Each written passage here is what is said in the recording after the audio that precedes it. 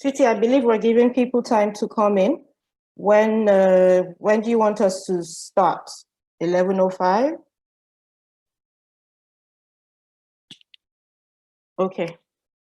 Good morning, everyone. How are you all doing this morning? Good morning. Dr. Agu, good morning. Sam Hart, I see you. Dr. Alaba, Odinakachi, Chinagazi, good morning. Dr. Titi, good morning. Good morning to everyone who's joining us on this panel today. My name is Abosede Paul Obamiso, and I have the privilege to be moderating this session on behalf of the PDF Bridge Project.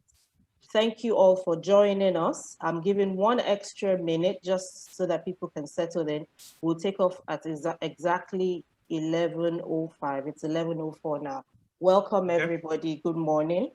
I hope that we have very, very fruitful deliberations this morning. Thank you all for your time. Thank you for joining us.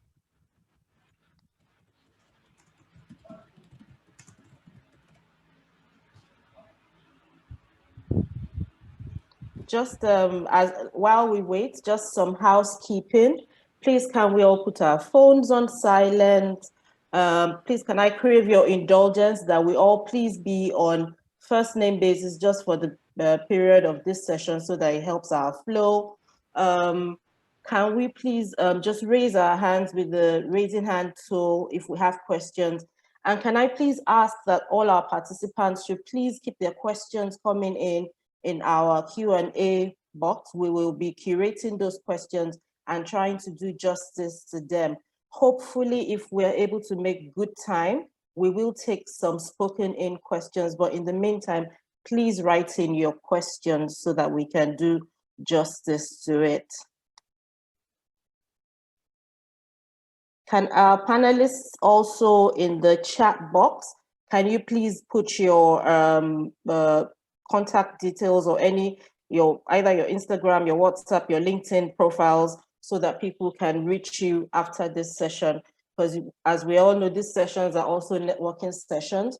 So please, let's be able to reach you in the box, LinkedIn, Instagram, anyhow, Twitter, anyhow you want us to know you. I'll run through the agenda quickly, just so that we have a flavor of what is coming. We're just 5 minutes behind schedule. We were supposed to start at 11 with the welcome and scene setting, which I am on already. And then we'll be taking our opening remarks by PDF Bridge from Dr. Titi Akindele, who's the program manager at PDF Bridge. Then I will be introducing my able panelists, and then we'll go on to the presentation by Dr. Olu Alaba, COVID-19 Promoting Southeast Trade in the New Business Normal. And then we would have our panel discussions where our panelists will try to help us unpack some of the issues that will be coming through based on the presentation that will go ahead.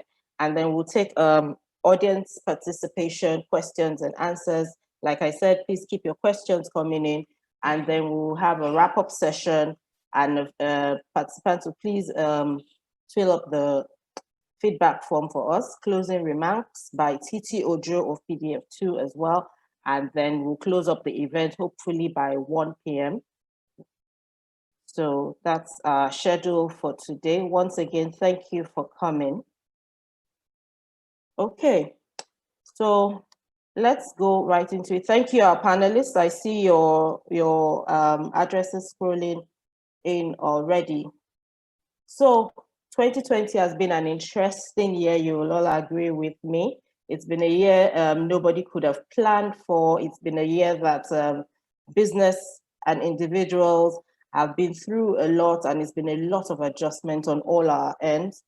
I think for businesses, especially businesses in the Southeast Nigeria, it's important that we see what's out there, what we're doing, and how we can make things work for ourselves, being on the cutting edge of what is happening now, while being able to keep and stay in touch with what is going on. According to the United Nations Conference on Trade and Development, UNCTAD, Nigeria's e-commerce spending is projected to increase to about $75 billion in 2025.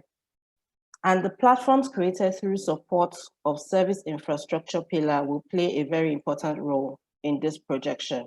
So how can businesses in Southeast Nigeria come onto this platform? Digital is systemic. The beauty of digital economy is you can make it work for you. And we're going to be talking about that a bit more today. We can put in a lot of local content. What works for you? What are the gateways that you can use? I know that I know that we'll hear it even from people who are on the field. There's probably fear of how can I do digital business and keep my business secrets. Let's see how our panelists help us unpack that today. Digital trade promises new opportunities for individuals and firms of all sizes. That's another beauty of digital trade, but also raises new challenges. Understanding the drivers of this new paradigm for trade and finding solutions in dialogue with all stakeholders will be key in getting the right policy mix and the right platforms that will support trade and make it inclusive for all, irrespective of where you are on the paradigm. Today, like I said, we want to try and unpack the issues at stake and see what frameworks are on ground already and how our members, especially those in the private sector, can begin to take advantage of this to develop the economy.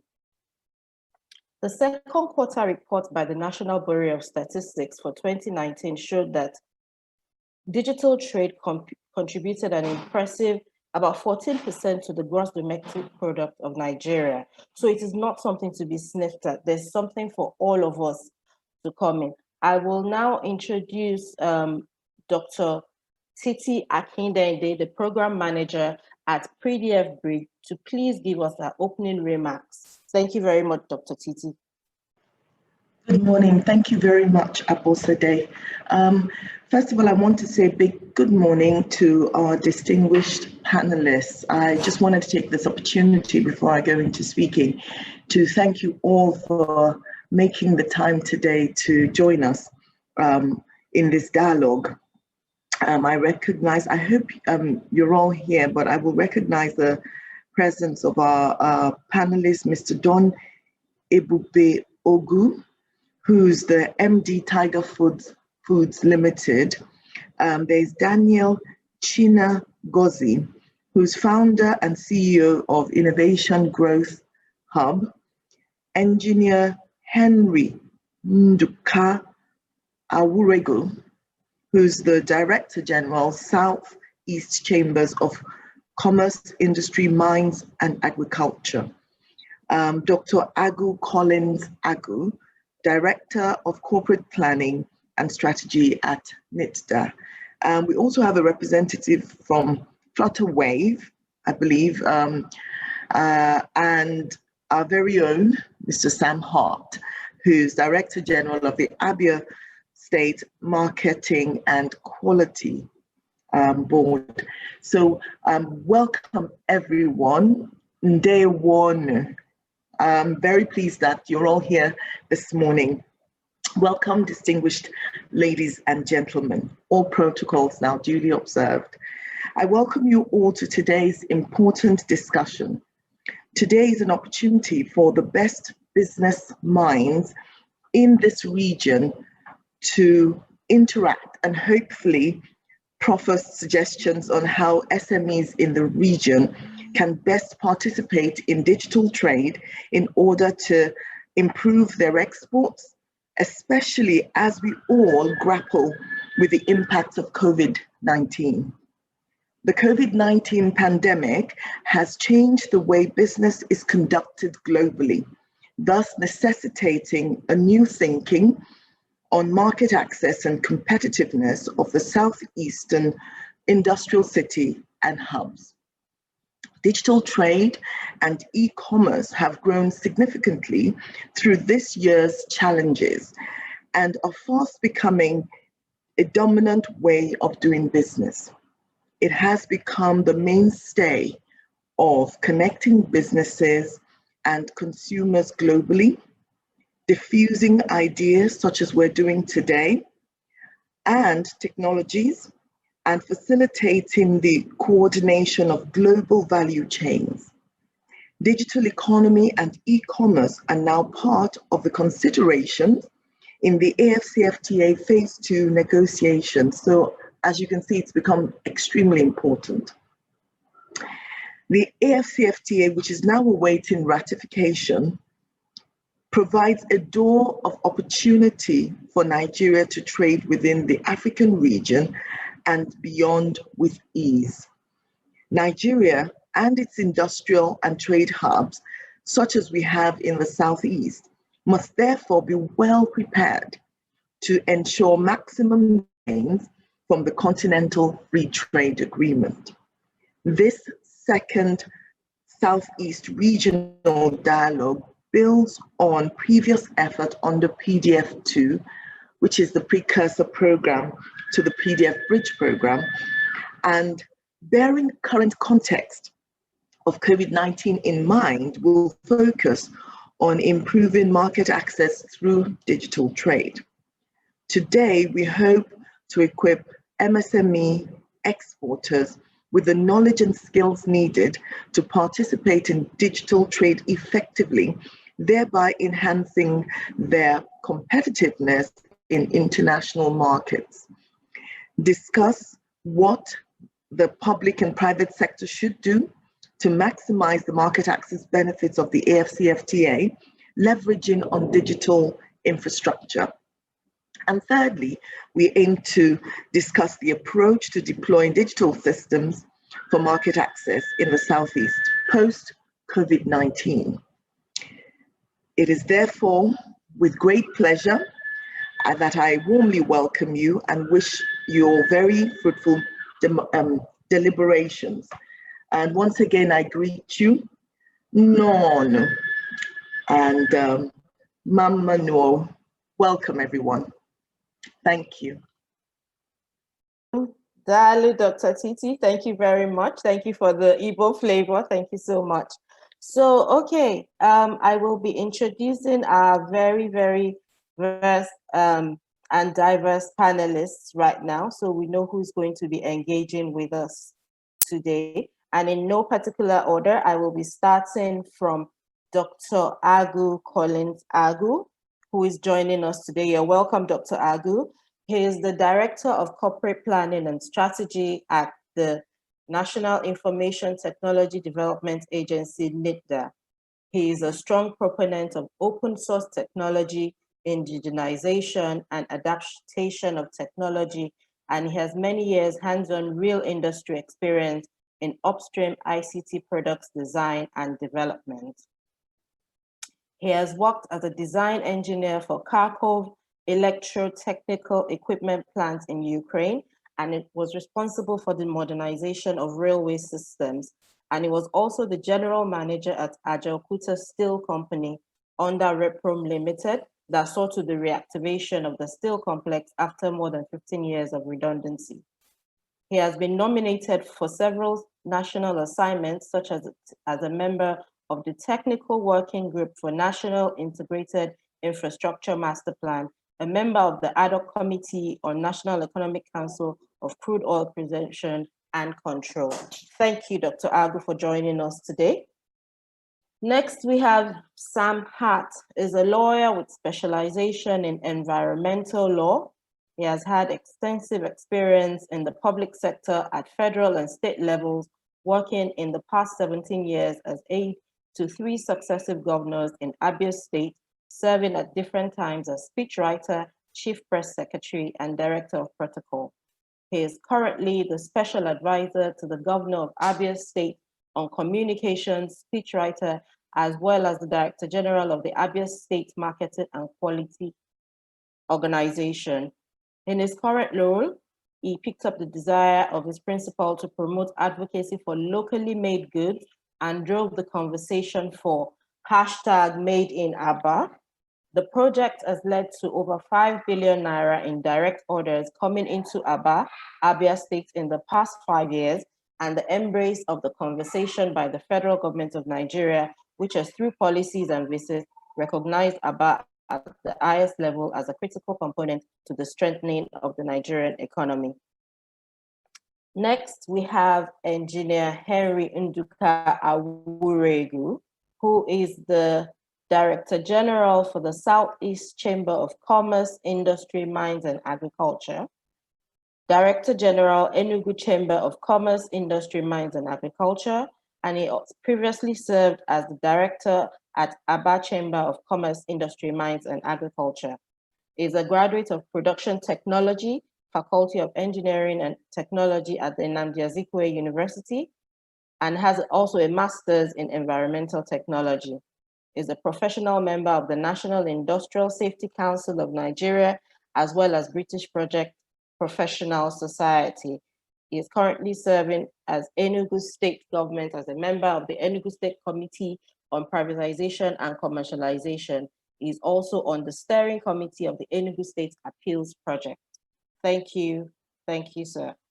Next, we have Daniel Chinagazi, who is the founder and the CEO of Innovation Growth Hub, a startup business technology and creative incubation hub that provides mentorship, support services, community and co-work spaces to early growth startups headquartered in Aba, Nigeria.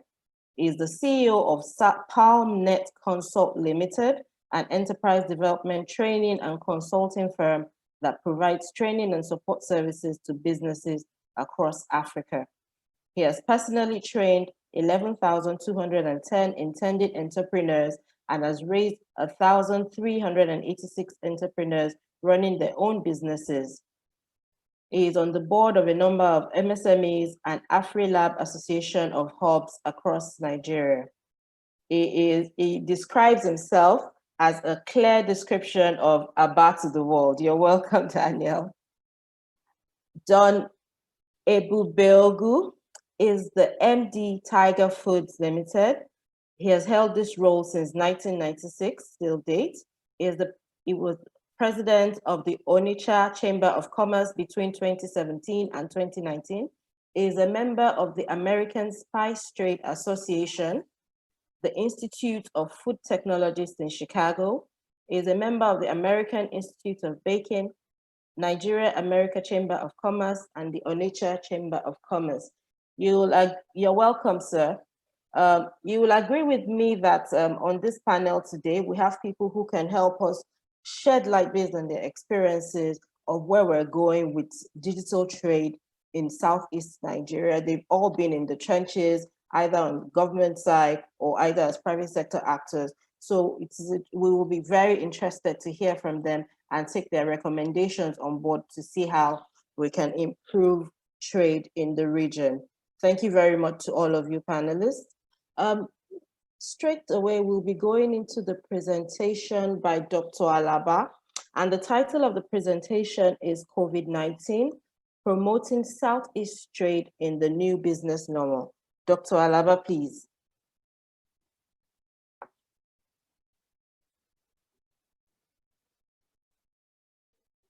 Dr. Alaba?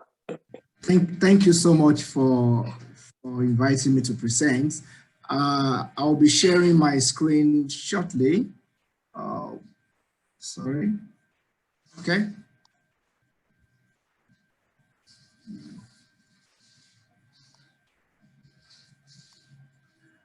Thank you so much. Like Abosede indicated, I will be presenting making a short presentation on COVID-19 pandemic and promoting Southeast trade in the new business normal. The first slide contextualized the disruption that we had based on COVID-19. Yeah, we thought we did not actually take it seriously at first, but later we realized that we had a crisis in our hands, and you know, all across it sent panic to all stakeholders, all countries across the world, and countries, you know, reacted in a panicky manner, which impaired the way we live, the way we work, and the way we socialize. I put a diagram there to put in context the flow of effects of COVID-19. And, you know, the disease effect, first of all, affected the social system because we had to lock down economies across the world, including that of Nigeria. Then the prevention and control measure, you know, took different dimension, and the extreme one is to lock down the economy, to restrict fiscal and social contacts, which affected domestic industry and production, which finally affected both domestic and foreign market system. So, you know, this disruption actually meant a lot for a lot of stakeholders. If you're a producer, you are not able to produce because if you are dependent on the global supply chain for your inputs, you are stuck. If you are someone that has a brick and wall shop, you are not able to go to your shop, so you are stuck. This translated to a lack of capabilities or capacity to earn income. It's actually affected our livelihood, and it brought in poverty and you know, serious unemployment. So traditional models of business became very, very disrupted, both locally and globally, due to total lockdown and partial lockdown, whichever is applicable. And what's the implication for Southeast businesses? Southeast businesses rely mostly on brick and wall model. We open shop, people come around to buy from our shop. So if we are not able to open the shop, what happens? You know, we lost our livelihood. So it led to piling up of inventory. When you are not able to sell, you just pile up goods in your shop, and some of them that are perishable and fragile, we may lose the investment to destruction. And the key consequence of this is unemployment, and which leads to loss of incomes, livelihood, and growing poverty rates. So on the part of Southeast government, it means massive loss of internally generated revenue. And to put Aba in context, Aba Industrial City is one of the largest African suppliers of leather and clothing products, among other products, to various regions of Africa. And the study we conducted last year into this year shows that Aba shoe manufacturers actually produces about 1 million pairs of shoes per week, which translated to over 50 million per year. And most of these were being sold in West, Central, and Eastern African countries. So the consequence of losing this huge volume is significant decline in northern export revenue to Southeast and Nigeria in general. What's the solution? Solution can be found in automation of trading processes through digital trade and e-commerce. And Dr. Titi has actually, and Apostle has actually talked extensively about e-commerce and digital trade. So digitalization of supply chain for both input and finished goods, right from invoicing to delivery, over cheaper and more convenient means of exchange.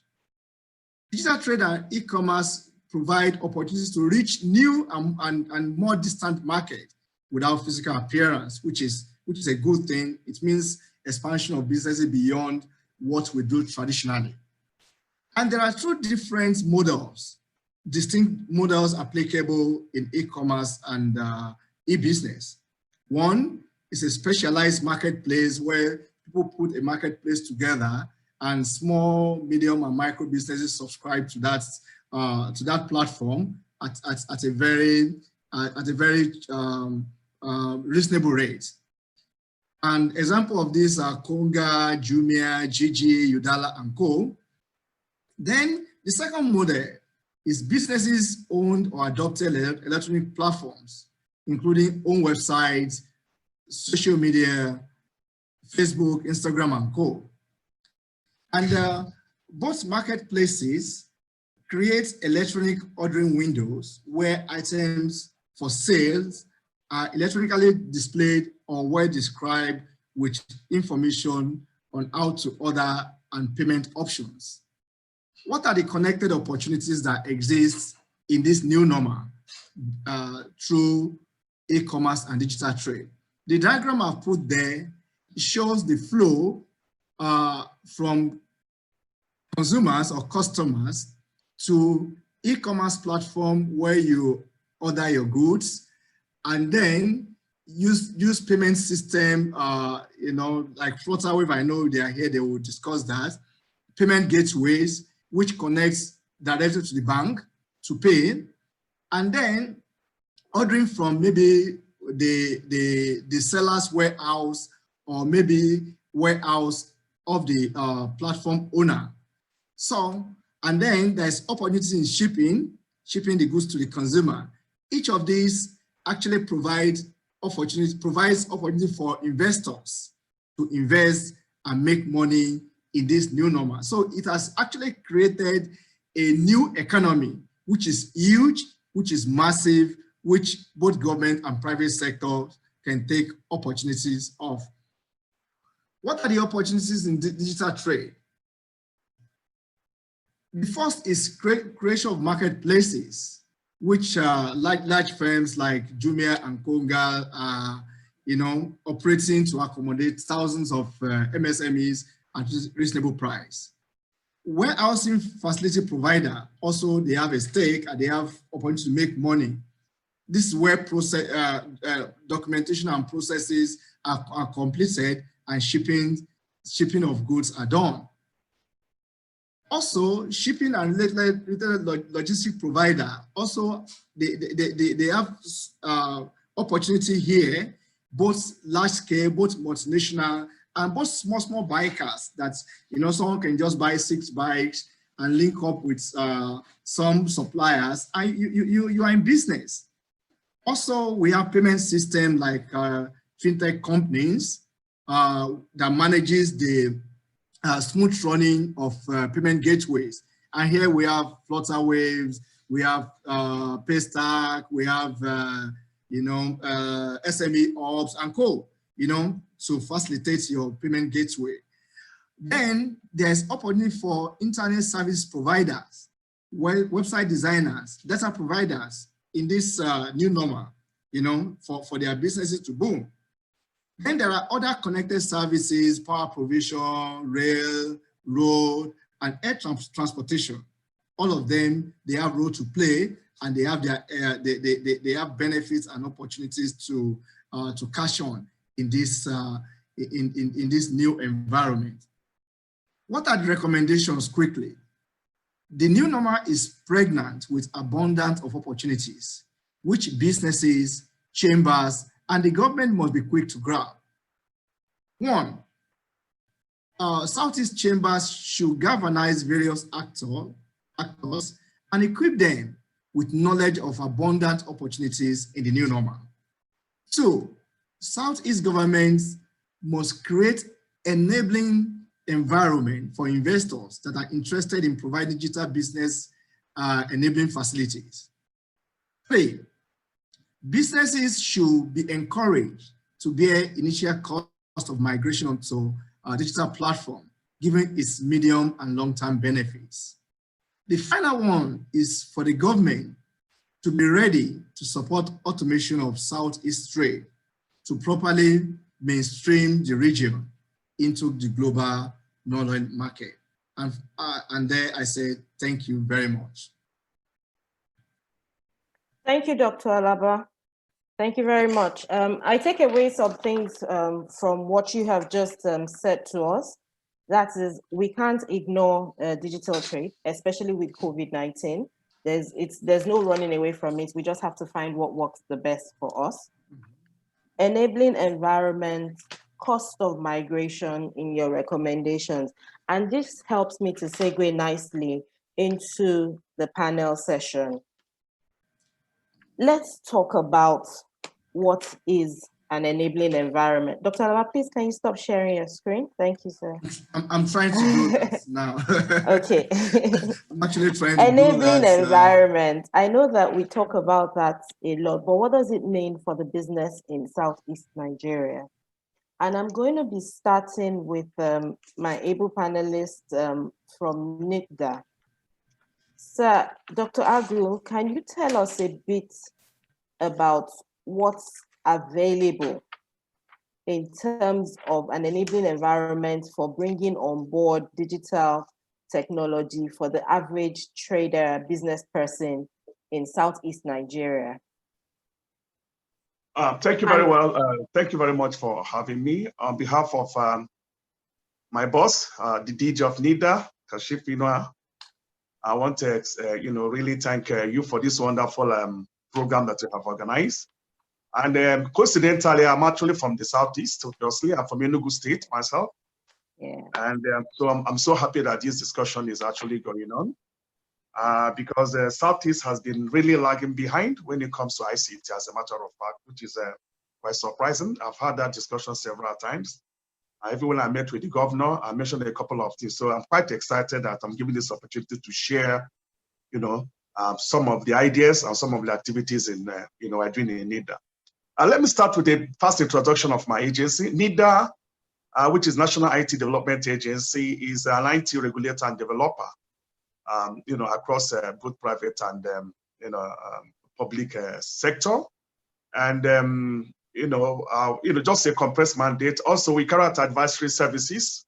I'll give a typical example. Like all ICT related projects for the MDAs they get clearance from NIDA for various reasons.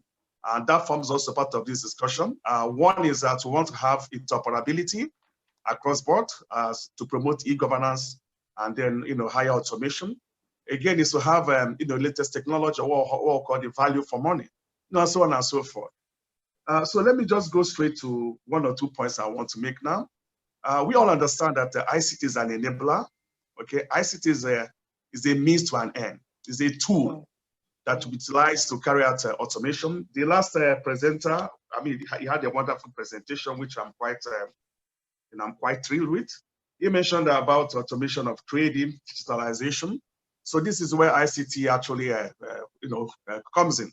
But most of it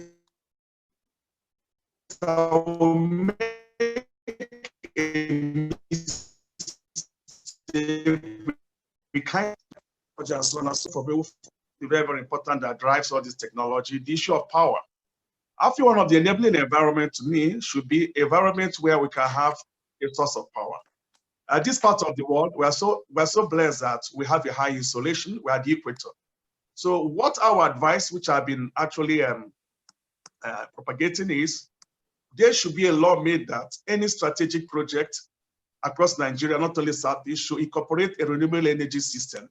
Just the way all houses come with roof, we should try to integrate it there. I'll give a typical example.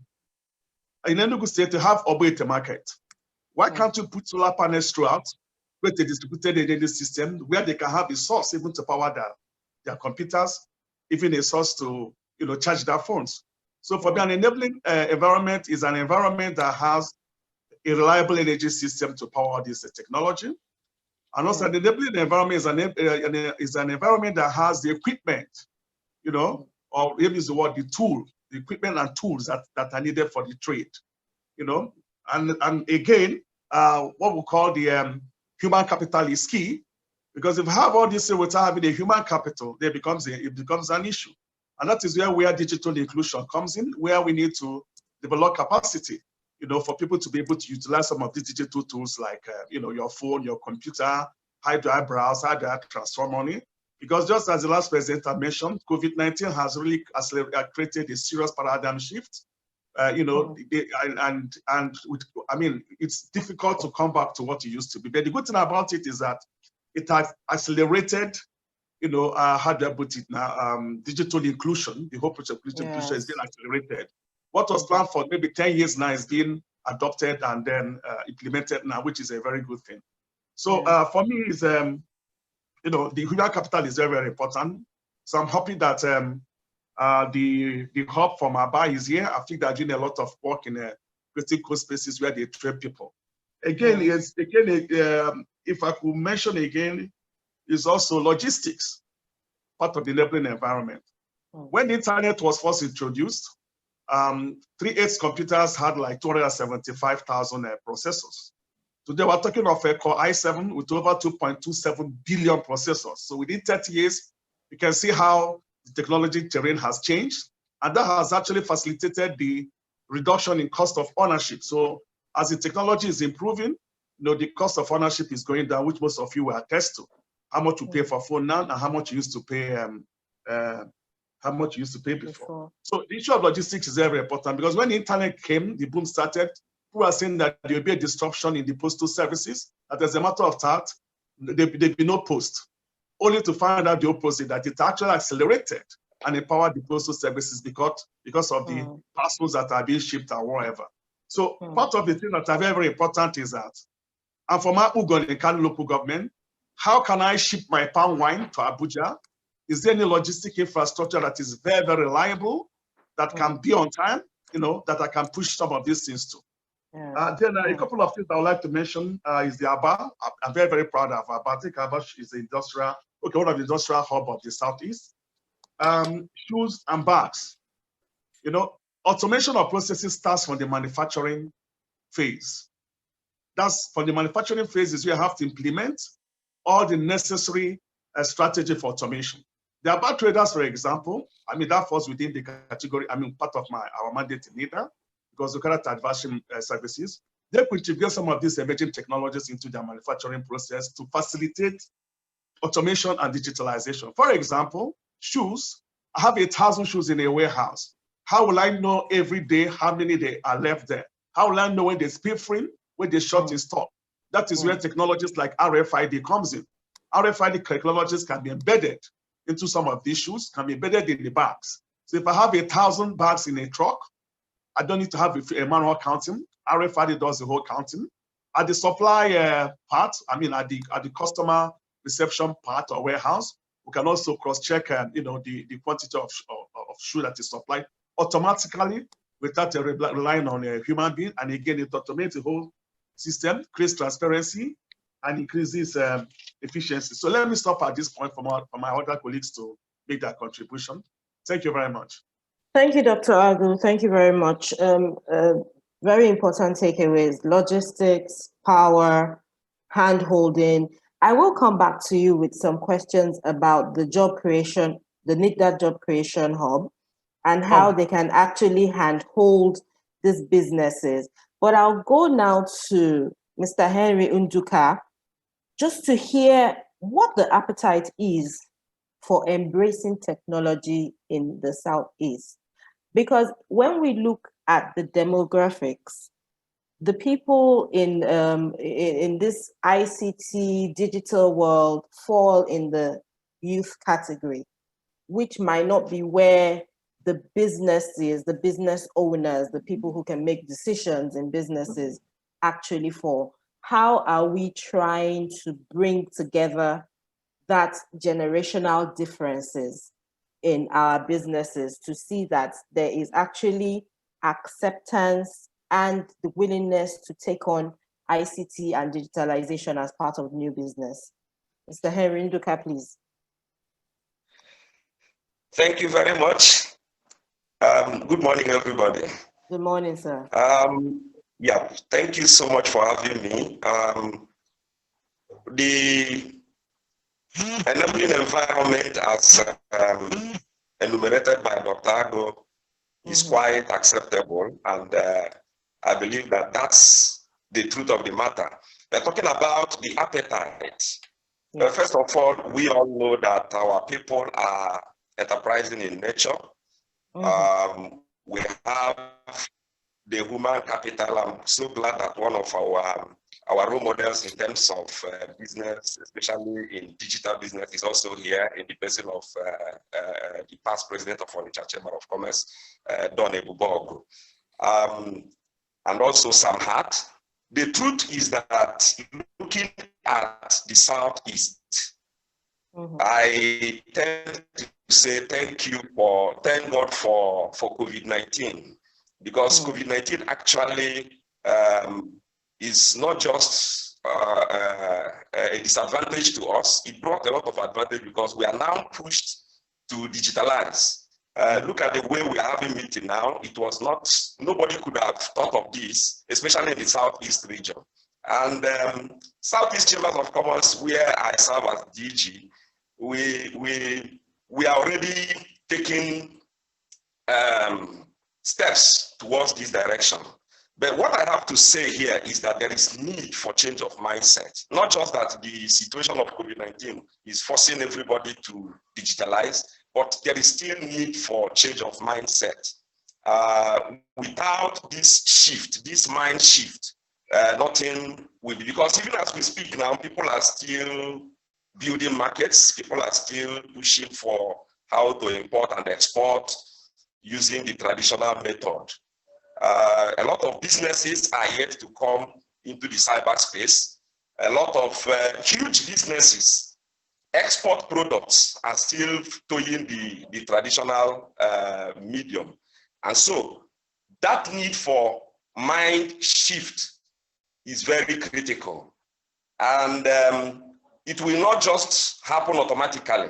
Institutions like NIDA will need to do more than what they are doing now through sensitization, more education. If you take census of our people, you discover that a whole lot of us don't even know that there is existence of NIDA. And I'm glad that you have also mentioned the role of the government. There is need for the government to also take proactive steps in helping to support SMEs towards this digitalization process. And so that's the way it should be. Our people are very eager, because most times when you gather business people and begin to introduce the subject of digital trading, you see that interest. But then how do we hear? That's always will be available, but the infrastructure will not be there. So our people are eager, people are ready to take steps, but then there is need for proactive actions from the government, from the institutions, and we as organized private sector, our job will be to gather our people, aggregate them, and create the platform for this to happen. Thank you very much. Let me stop for now. Thank you, Mr. Nduka. You mentioned some two things. You talked about a mindset shift and private sector and the public sector doing more in terms of NIDA. But I think I want to turn the question around again and say that, and my question is leading from the appetite question again. How much of an embrace, how much of a partnership do you have with NIDA and the other organizations on ground to ensure that your members can actually take advantage of what they have already put in place? Because what we find is there's a bit of a silo at times where government is doing all these very laudable things, and then the private sector does not know what's going on. what can we do? And my question is to you and Dr. Agu. What can we do to improve the embrace? Okay, I guess, do I take the question first? Okay, please go ahead. Thank you very much. Well, a couple of points was mentioned. Well, about the visibility or the publicity or let me say sensitization programs by NIDA. Yeah, we're doing quite a lot, but you know, how do I put it now? The resources we have are not to elastic to cover the whole of Nigeria. And also, keep in mind that we need to maintain what they call the federal character and the federal spread as well when we, you know, carry out some of our activities. In NIDA, we carry out intervention programs.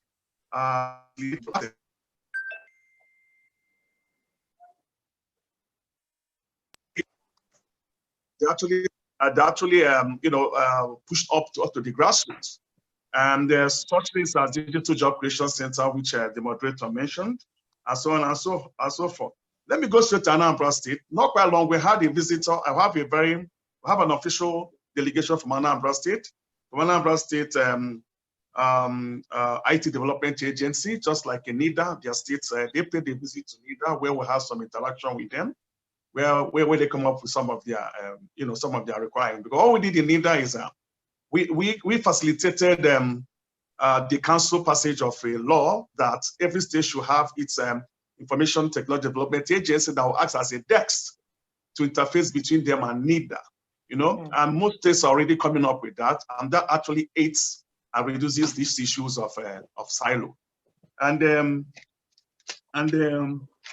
having said that, you know, I feel that you know, there are some silos still exist, but a lot depends on the state itself, how they have their, how they put in that, the bureaucracy that is involved in the state. Because sometimes you have Ministry of Science and Technology. At the same time, you have ICT. They may have some clashes and what have you. But with the state information technology development agencies, we have been seeing so much result. We've been, you know, bridging the silos. Not only that, we've been creating programs that are uniform, that cross boards now, in line with the emerging trends, which is very, very important. Because you may see some states are behind, some are, you know, ahead. So we're trying to, you know, synchronize and normalize that very gap. You know, just a few things I want to mention. The issue of connectivity is very, very important as well. All intervention we carry out, they come with prepaid connectivity. You know, it could come in form of a VSAT using the satellite internet, VSAT internet for ease of deployment. We deploy computers and, you know, a lot of things we deploy to facilitate, you know, the digital skills that we actually drive the digital economy. So I think I'll stop here. Thank you. Thank you, Dr. Agu. Mr. Don Ebubeogu, I'll come to you, sir, now. Please give us your experience as someone who's put in a lot of capital into Southeast Nigeria. What encourages you or not to go digital?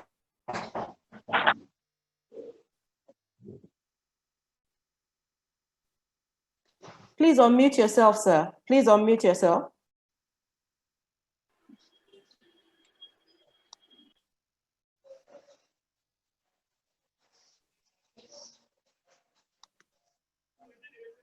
Mr. Don, you are muted. Unmute.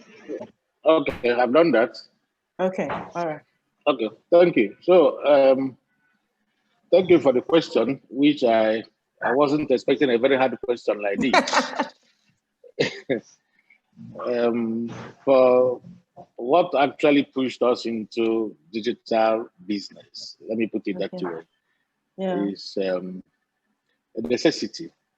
When you have a lot of customers or clientele from the advanced countries, they will definitely force you to go according to the trend in the business you are doing.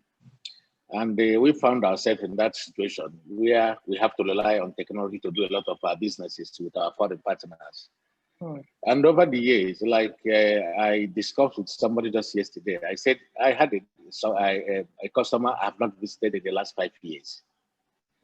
and they have changed guards in that company like twice. They have new set of management. I have not met them, but we have been doing that business. I think say they are in Lagos or maybe they are in Aba here. That is what digital businesses can do for you. And if you may permit me to digress a little bit to drive home my point, I've listened to some of the panelists. I know a couple of them. Dr. Ago, I've known him, and then Ndoka is a homeboy here. And then Titi, whom I have also had a couple of other discussions with.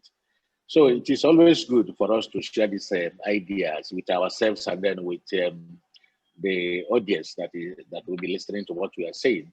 But let me take some of the things I picked from the previous speakers. If we really want to drive the digital business, especially in this part of the country, it is something that we need to be patient about because it has to evolve with time. If you push it, you lose it. Because the major of the players, the major players here, one, they have, let me say, educational limitations for them to be able to digitalize their businesses. That now brings us to the idea of sourcing for competent hands. We need to start encouraging people to employ sales agents who work for them either as a company employee or as a contract staff. Sales agents who are quite good with digital communication, digital business environment to be able to drive home these export businesses. Majority of the exporters from the Asia, especially from China, who are exporting to majorly to Nigeria, they are not manufacturers. They don't own any manufacturer outfit. They are majority sales agents. And what they simply do is to attend one or two trade fairs and then use the internet to market the products they want to push to you. That's why you hardly see any Chinese telling you, I don't have this product. Somebody who is selling tomato is also selling television. Somebody who is selling television is also offering you services. And that is how we need to start growing our people to provide employment for the digital youth who are busy doing Yahoo. There is a business for them. The time they are spending on the net trying to scam somebody, they can use the same time to market the shoes in Aba and then get export market for the manufacturers in Aba to be able to progress. So we need to also look at it that way. And by so doing, the paradigm shift that Nduka talked about, we now translate from the sales agent or from the consultant who is helping you to sell and for you to get the confidence to sell for yourself. So that is the area I'm looking at. Let me also talk about what Ago and his team, what they are doing. I don't know whether our commercial attaches in the embassies across the world buy into what Dr. Ago and his team is doing, because they should be the face of the marketing for Nigerian products. All the commercial counselors in the embassy, you hardly hear about them. Once we hear about the postings of the ambassador, you don't hear about the commercial counselor or the commercial attaché. What is their job? What are they doing there? They should be the people who are also linking businesses to Nigerians here, getting people to know that in Aba, there are a community, there is a state in Nigeria that is producing 50 million shoes every year. It is something for somebody to take up with and then market for Nigerian businessmen. Thank you. Thank you very much, sir. Mr. Don, sir, before you go, you mentioned something. You talked about patience, about if you push it, you lose it. But with COVID-19, do we have the luxury of patience? Do you think we have that luxury of patience? How can we marry speeding it up while developing capacity? And I will talk to Daniel in terms of developing capacity, but how do you think that we can speed up a little bit more? We don't really have the time now with this COVID. Okay, let me explain more on that. Okay. Pushing it, I mean pushing the existing manufacturers who may not have even been using email to do his business. The only thing he does with his phone is simply the social media type, using the WhatsApp to communicate with the brothers and sisters or the friends across board. They don't know what they can use, what they can do with even the WhatsApp to do their businesses. Now, if you push them to digitalize, you lose it. But we can get them to understand that for them to expand their market, even when you have limited knowledge of what you can do, you can still train people to do that for you. We can encourage people to go into export business. There is this mindset that you must be the manufacturer of a product before you export it. No, people should be able to take export as a business on its own. Scouting for businesses you can export. Scouting for services you can export. Yeah. We need to also look at our syllabus. What are we teaching the graduates that are coming out? Yeah. What are we talking about these digital businesses for people who are going to come out in the next 1 year to start businesses? We need to look at their syllabus and then start grooming them to know that there is a place for them to play in the international commerce. That is what I'm talking about. By not pushing it towards the people who are already there, who may not be able to catch up easily, we can get some people we can train and then get them to take some of these products and then help them to sell them in the open market. It doesn't take away the fact that we need to also continue to train the people who are doing the manufacturing to be able to key into the new era. Yes, true. Okay, and another question I wanted to ask, you mentioned that it was your international partners that sort of gave you the push to go digital. Can you mention for us the kind of support they gave you, if any, to help you get to that place? Okay, it's not really about pushing you. It is you seeing what they are doing and then gradually copying that. For instance, before now, in our manufacturing outfit, we used to get them to come and they just repair let me say, something as minute as the corruption of the PLC. The PLC that is controlling the operations of the machine may be corrupted. You spend maybe like about 2,000 or 3,000 euros to fly somebody in to come and then correct the PLC and then go back. Sometimes you look very stupid by the time the person is going by because you spent only about 2 to 3 minutes to correct something that should ordinarily you should be able to do.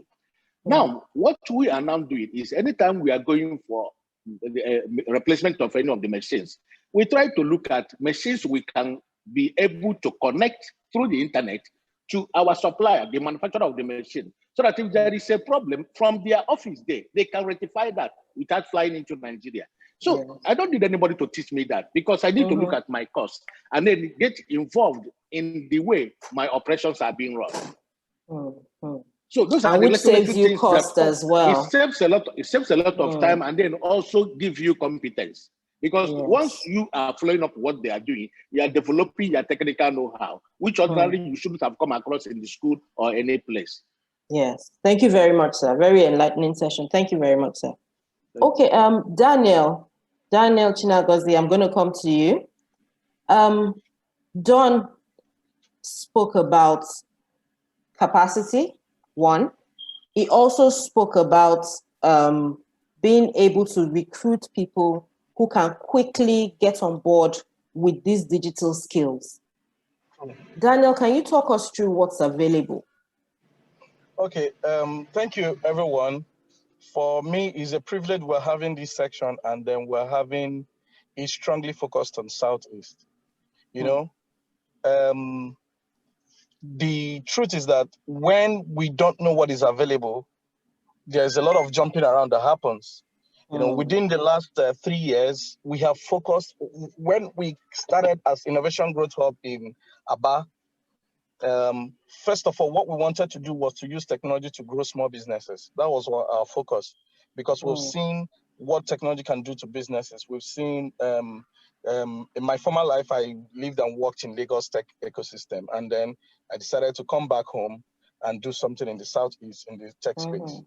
Okay, I started Innovation Growth Hub with peer-to-peer learning, where I have an understanding of front-end web development. I teach someone else, and the person has skills of digital skills. He teaches someone else, until we started having partners like Google reach out to us, say, we want to do this in large number. We rolled out digital skills training across Southeast. Okay, from there, we started having partners like Facebook say, can you train small businesses on digital skills, how to use technology to grow their businesses? So between 2018 till now, we have trained more than 26,000 small businesses in partnership with Facebook. We've trained more than 100,000 small businesses and students and job seekers in partnership with Google. Until 2019, we kept telling everyone that cared to hear that what this ecosystem needed was for us to develop soft skills, one, and then build talent with respect to software development, mobile app development, UI, UX, and all that. Partners like Pinned, sponsored by Ford Foundation, worked with us. In the first year, we groomed 220 young people on software development. Because it was pathway to employment, what we first of all did was we mapped industries and communities and organizations that had need for technical skills. And then we trained people according to those skills. We had front-end web developers, back-end web developers, mobile app developers, graphics designers. On the other side, with one of our startups, Clintonel, we were able to train people in CAD, computer-aided design, and computer-aided manufacturing, 3D printing. So a lot has happened between that 2019 till date. There's a lot of technically skilled young people that are waiting for deployment. So what I go to Chamber of Commerce, I go to organizations, I tell them,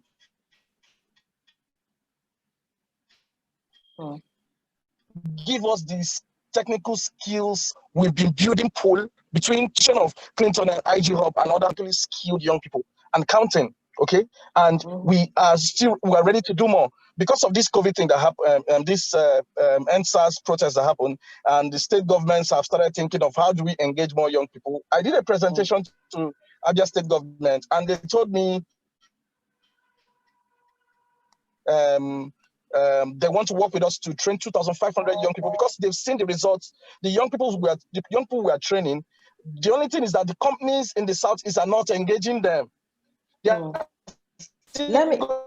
Daniel, Lagos, we are training skills for Lagos and Abuja, those skills. So what we let me come in here, because what I'm hearing is you're doing very good work on one end.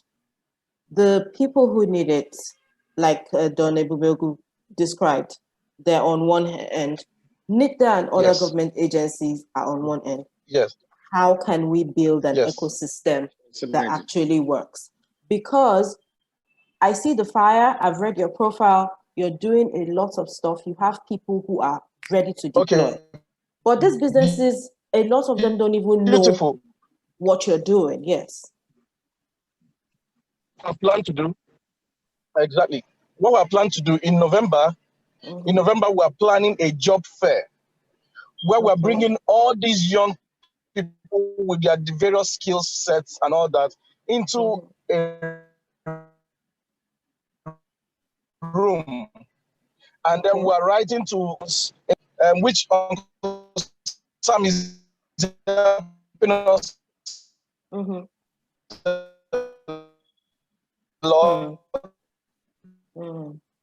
We're losing you a bit.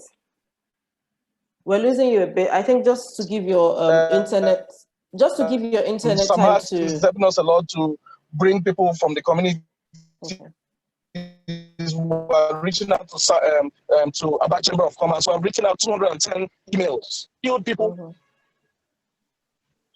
So the job fair, and then these are skilled people. Honorable comes in and said, we need these people in Nnewi today. They are willing to move. And what we're doing in Aba, we have expanded to Onitsha. We're expanding to Umuahia, where our plan is within the next 1 year, we'll do Abakaliki and Enugu, because we know that the first thing that the ecosystem needs is skills. The next thing the ecosystem needs that we've started having is startups to start coming up. We have a number of startups who have incubated. They're also doing amazing work. Some has been able to visit some of them, and we're going to take in another cohort of startups that we're going to incubate for 12 weeks. And also get them out there. And we have Southeast in our mind. In our mind is Southeast, using technology to grow Southeast. What we have reached out to the state government where we are found in Abia is, can we work with you to make Southeast a startup heaven? to make Abia a startup heaven, so that startups will see that skills are available and cheap in Abia. Environment is also ready for people to, and there is a market ready to test. For example, one of the greatest challenges startups used to have is people that would test their product. So we are also building a test community. Doesn't take to test it today. We're able to provide you this. So it's something we're working on.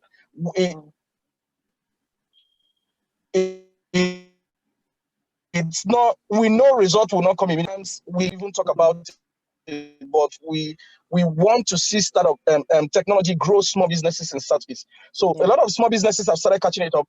In a month, we build an average of 20 to 30 new websites and e-commerce platforms for businesses in Ariara and Ahiohio and some of the places in Aba. Okay. All right, Daniel, just before you go forward, tell us a bit more about the startup testing. I am a small new business. Project we call 1000 Business Project. Daniel, do you hear me? Do you hear me? Yeah, I hear you. Okay. I hear you. Yes, I hear you. Can you give me a practical, I'm a small business in Aba right now. You have all these people.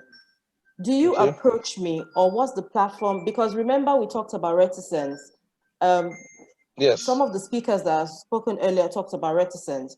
How do I even know to approach you? I'm in the market, I'm in an area, I'm doing my business. I don't even know that you exist. So what do you do for me? Okay. How do I know you're there? That's number one. Number two is, how do you encourage me to put my money, my capital in some of that infrastructure?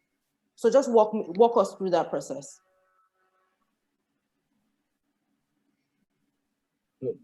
Okay. Okay.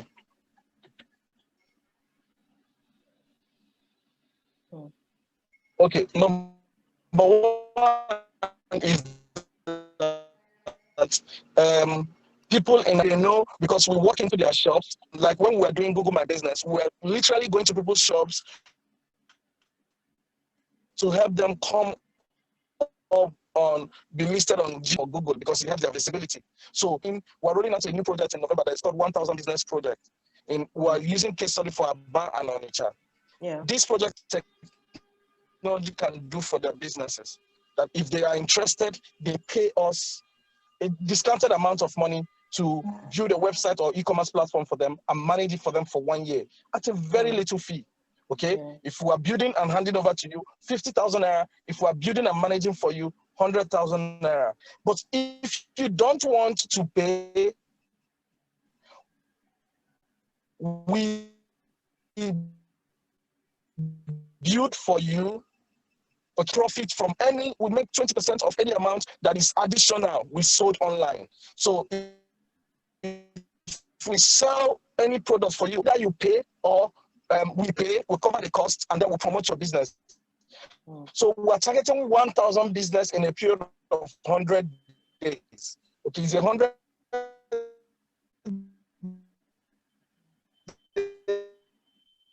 Daniel, let me let you go for a bit. Rolling out from let me let you go for a bit. Your internet is a bit spotty. Daniel, let me let you go for a bit, and then we'll come back to you so that your internet has time to relax. Sam Hart, I'm going to come to you now. You are currently working with the Abia State government. A lot of what Daniel has described, I'm happy you mentioned amounts. That might still be a lot for some of these businesses. How is the Abia State government, and by inference, governments in the Southeast, going to support businesses at this proof of concept stage? Yes, they know that businesses are doing this and that, but this is their small business that they've been trying to grow. How do you help them at this point to embrace? Do you provide funding? Do you provide the platforms? How? Thank you very much, Abosade, and good morning, well, good afternoon to all the panelists and everyone who is in on this call. I've been listening to everything that has been said from the beginning, from Dr. Titi to Dr. Alaba to my brothers, Henry, and of course, our boss, Chikububago, and Daniel, of course. And it's exciting. I'm excited with this meeting. I'm excited with this call because the issue being discussed is one that is pertinent at this point. COVID-19 has been a blessing, like Henry said, and it is helping us to have more of these conversations, which are badly needed. There was something Daniel referred to when he, I hope everyone is hearing me. So I just— Yes, we can hear you clearly. Awesome, thank you.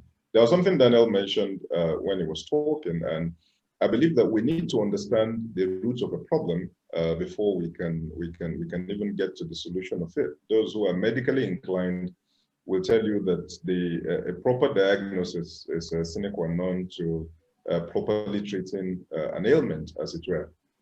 Abba for too long has been a lab rat, if you may, has been a guinea pig, has been a testing ground for all kinds of innovations. Everybody is aware of the potentials, and then people just rush in with all kinds of brain waves and all kinds of harebrained ideas, and then Abba is there because they've heard so much about Abba, because they know of the possibilities in Abba. They come in, and then they move in immediately into the market and start testing and trying all kinds of things. And most of those have not worked. And the honest truth is that the Abba businessman at this point is weary of new trials. He's weary of trials and is weary of promises of the possibilities that exist with his business in terms of e-marketing. Narrow it down now to e-commerce. Abba is a paradox. Abba has very high, and in fact, Abia and the Southeast as a whole, by extrapolation, we have very high tele-density, we have very high IT density, but we have very poor and very low e-commerce density, if you may. And that's surprising because it shouldn't be so, because it boils down to what I said earlier on again. A lot of trials have been done and most of them did not work, and people have grown weary. And the reason why most of them did not work was because there was no proper diagnosis and understanding of what the challenges were and the best way to approach them. Like you did mention, a lot of people worked in silos, and a lot of people, worked staccato, and there was no united approach to solving this problem. I'm glad the man from NITSDA is here. And the honest truth is that there is a lot that we're supposed to be doing in common. No fault of yours, Dr. Ago, perhaps we two share the blame, but with every sense of modesty, I should be working with you for us to actualize some of your objectives for Abia State. Incidentally, today marks the first anniversary of my assumption of duty in this agency, Abia State Marketing and Quality Management Agency, although I've been driving the Made in Aba conversation for like 5 years now before there was a formal title to the role. A lot of promises has been made to the man in Aba without understanding his peculiarity. And Abo said, I'll just take another couple of minutes and I'll yield the floor. The Aba production ecosystem is unique. I've been to China, I've been around the world, I've seen the way all of these people operate. And what Chief Ebubago is saying is the honest truth. Most of these people in China, for instance, they don't even own the production facilities that they are marketing. They just tell you, we can do this, just like the OSA here you have in our markets in Lagos and the Southeast. And they go get these things and nobody sees them. You transact online, they send your goods, you pay them, But the peculiarity of the Aba production ecosystem that most of these testers, if you may, most of these people that come to try out their ideas do not quite take into cognizance is just a simple fact. Aba produces to order. Aba does not produce looking for who will buy. Aba does not produce putting on a shelf or a showcase or on an online platform, waiting for customers to come and place their order and then they start producing. It's the other way around with Aba. And I'm sure most of the production hubs in the Southeast too. The Aba man is seated and then you come to him and you tell him you want 1,000 pieces of this, and you negotiate price with him, both of you agree, and then he starts producing it. Now, the working, mindset behind most of the e-commerce platforms is a display of products which clients see and place their order, and then production will start. But in terms of Aba, it's actually the reverse. The reverse is the case. Aba does not warehouse. Aba does not, produce and keep. Aba produces because we have asked him to produce, and then he produces and sends. And that's these 50 million shoes you're hearing about. We didn't produce them and keep for people to come and buy. We produce them because people have ordered for those 50 million shoes, and then we produce them and send to them. But I'm not being defeatist. I'm rounding up. I'm not being defeatist. Like I said, I've spent 1 year, and with every sense of modesty, we've done quite a lot. We've done a lot. But most of what we've concentrated on in the first year has been awareness creation, linkages, and building partnerships. My testimonies are all here. They will attest for me. Daniel is here. Footwear Academy is here. Clinton is here. They're all here. I've handheld most of them for the work that they do. So now my year 2 program, starting from tomorrow, is this now. I've told my team already, listen, we have not cracked the e-commerce ecosystem in Aba, so we have not succeeded. And that is something that we can do. The peculiarity notwithstanding, we can still come up with a way to do it. And this is a challenge now. Daniel, you are here. Clinton, I'm sure you are here. Footwear Academy, you guys are here. Dr. Ago of NITSDA, we're going to convene a meeting, and thank you, PDF, for highlighting the urgency of this. And I also would be reaching out to you people too. We are going to have a convening where we will sit down and put heads together and come up with the best way to market our region and our ecosystem. Not the staccato things everybody is trying. Somebody jumps in from Lagos, Aba has 10 billion. Oh yeah, bring your goods. Let me put on my website.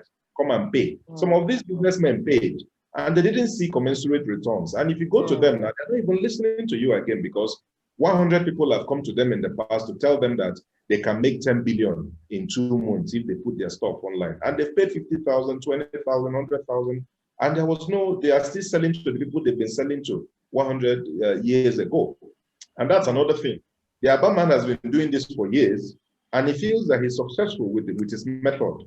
So why are you coming to tell him that there is a new method that can make him make more money when he's comfortable with the way he has been making it already? So we will have this convening real soon as next week, and then we'll sit down and we'll discuss how best to crack the e-commerce ecosystem in the Southeast. And we'll be inviting PDF to support us technically for that. Thank you, guys. I yield the floor.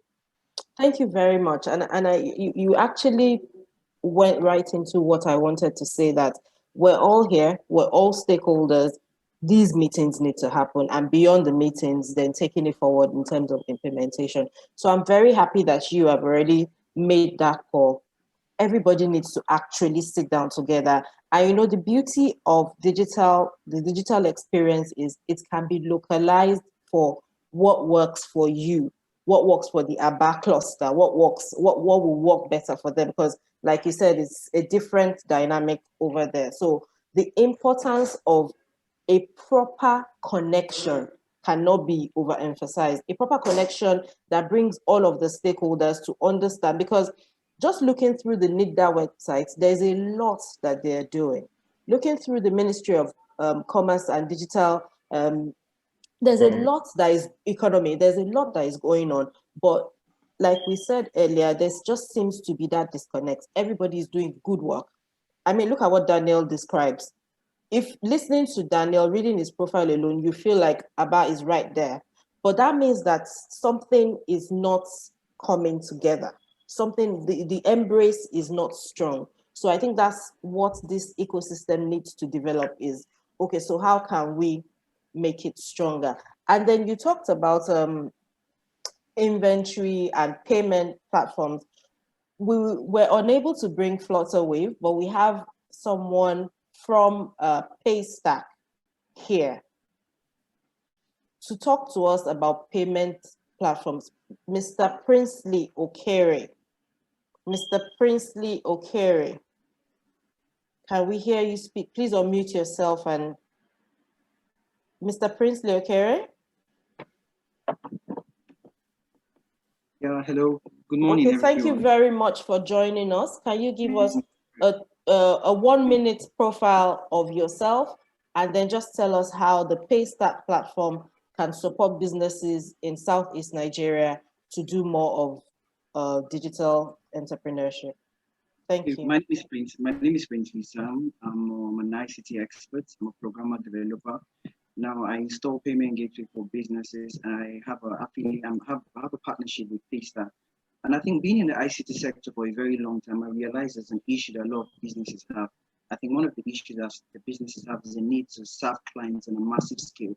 There's need to serve clients globally, clients in London. So there's this need that they need to solve. So they end up looking for ways to accept payment from all of these places. And if you've traveled abroad, you realize that there's an issue making payments down here. I think that's one of the advantages where it comes to payment gateway. And I think there's this need for automation. Okay, I go to a website and then I see all of the products, I pay with my card, and there's this automation, I receive an invoice.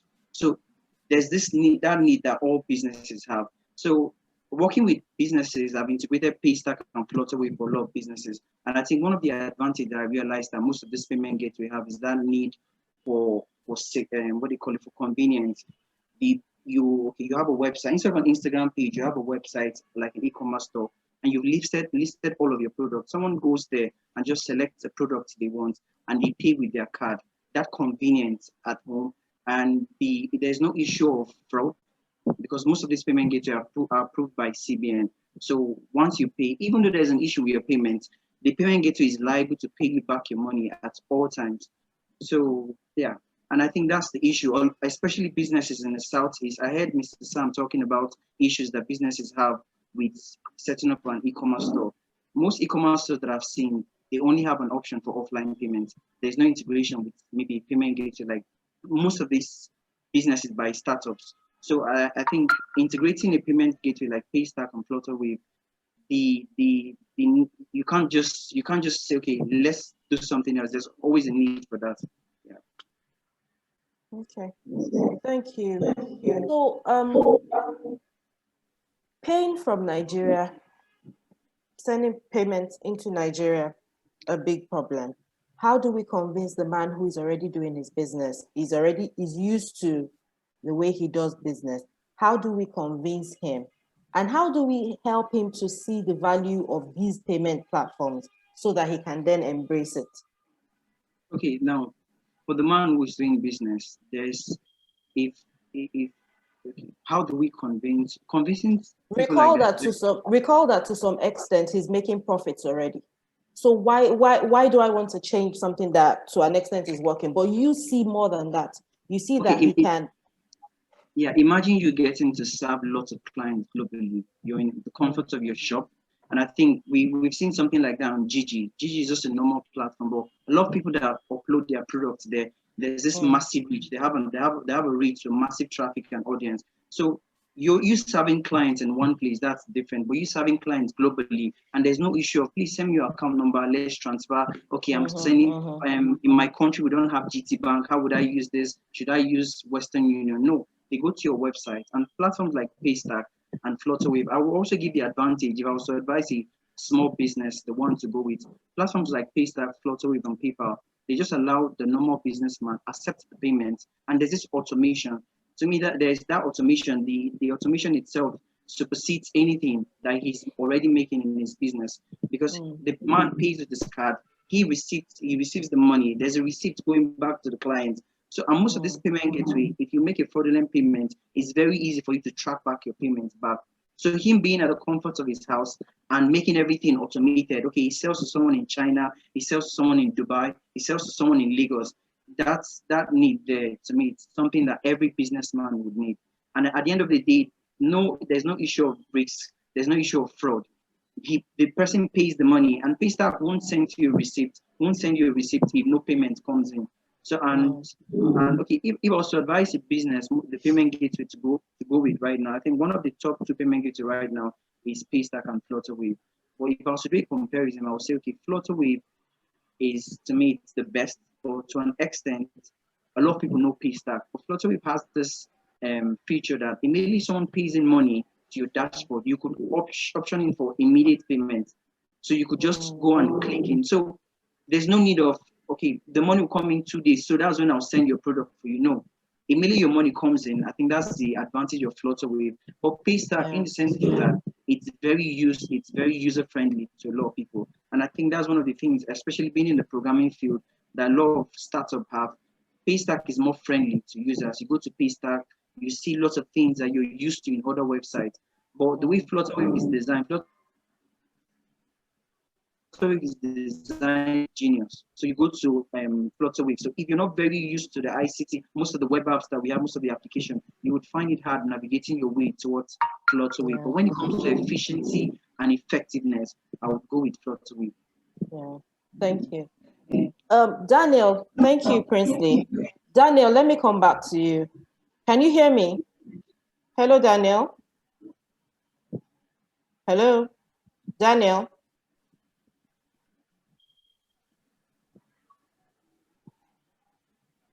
Okay, I think we lost him there. Okay, I think that we've had very interesting conversations so far. Daniel, are you there? Can you hear me? I wanted to touch on your training. When Princely was speaking now, payment gateway, platform, this one, even for me who's educated, at times it just seems like you IT people speak your own lingo. And I'm educated, I've got a master's. For the person who's doing business, he just wants to go ahead with his business. For him, what he sees when he sees you people is these young boys that just speaking things that we don't understand. How do you break this down? It's a bit different for us. It's a bit different for us in Aba, because if I'm talking to my clients in Aba about payment, integrating payment into their website, I just simply tell them, I will put something for you so that when someone comes to your website, they will use their ATM card and pay you, and it will enter your account. Immediately you see the money in your account, you deliver the goods. Sometimes the money might not have entered your account, but it has entered your system. You will see it on your website. When we build websites for them, we build interfaces that are mobile friendly for them. So they see the alert, they will tell you, don't worry, it has entered. It has not entered my account, it has entered. Because what they do. But the issue is that, how do I put it now? Some of them may not be too loud, you know. I know we deploy some of this in schools, especially in schools. UNN received, ISUT received. But you know, I personally, I was heading the ITIS department. I know to the east, at least 10, 15 projects, was actually deployed to the east that very period. You know, so it's not that they're completely absent. No, we're doing something there, but we should be doing more. No doubt about that. Thank you very much. Thank you, Dr. Ago, and I like the fact that you don't argue with this. There's much more to be done, and especially in terms of even letting people know what you're even doing right now, so that they can key in to that. And also to Asen, who asked that question, today is the 24th of October has been set aside as the Digital Nigeria Day. And hopefully, I guess this year's celebration was a little bit low-key because of what was happening in the country. I guess that also is an avenue to bring the spotlight on what is happening around ICT and digital trade in Nigeria. So the onus is also on all of us as stakeholders to actually keep our eyes and ears open and to be part of this kind of stakeholder opportunities where we can ask our questions and get to know. You recall that at the beginning of this session, I asked that all our panelists should please put their contact details in the chat box. That's also to bring them closer to you as well. Thank you, Asin. We hope we have answered your questions. Amarachi directs this to Daniel, asking that she will appreciate some training for entrepreneurship in Enugu. So I think, Daniel, you can respond to her directly in the chat box for that. Quickly, let's go to Odina Kachi Nwafo to Sam Hart. How can the government assist young people who have been trained in terms of internship and job placement? I think I want to turn that question around a bit to Mr. Henry. beyond just government, how can stakeholders who are the business owners themselves also embrace these people that have been trained by Daniel, by Nida? How can business people, Mr. Enirunduka, please, how can business people embrace what's out there? What are the platforms that are available to them?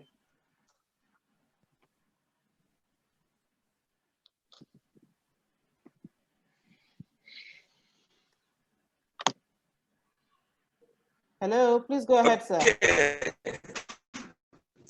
Thank you once again. Our major or greatest challenge in the South. Can you hear me? Yes, we can hear you. There's a bit of a network issue, but we can hear you. Please go ahead. Hello? Please go ahead.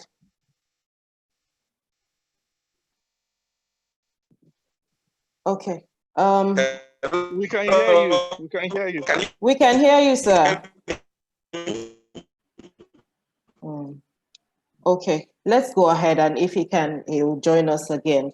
So Ifechukwu Anajeku asks a question that I think is very, very germane to this conversation.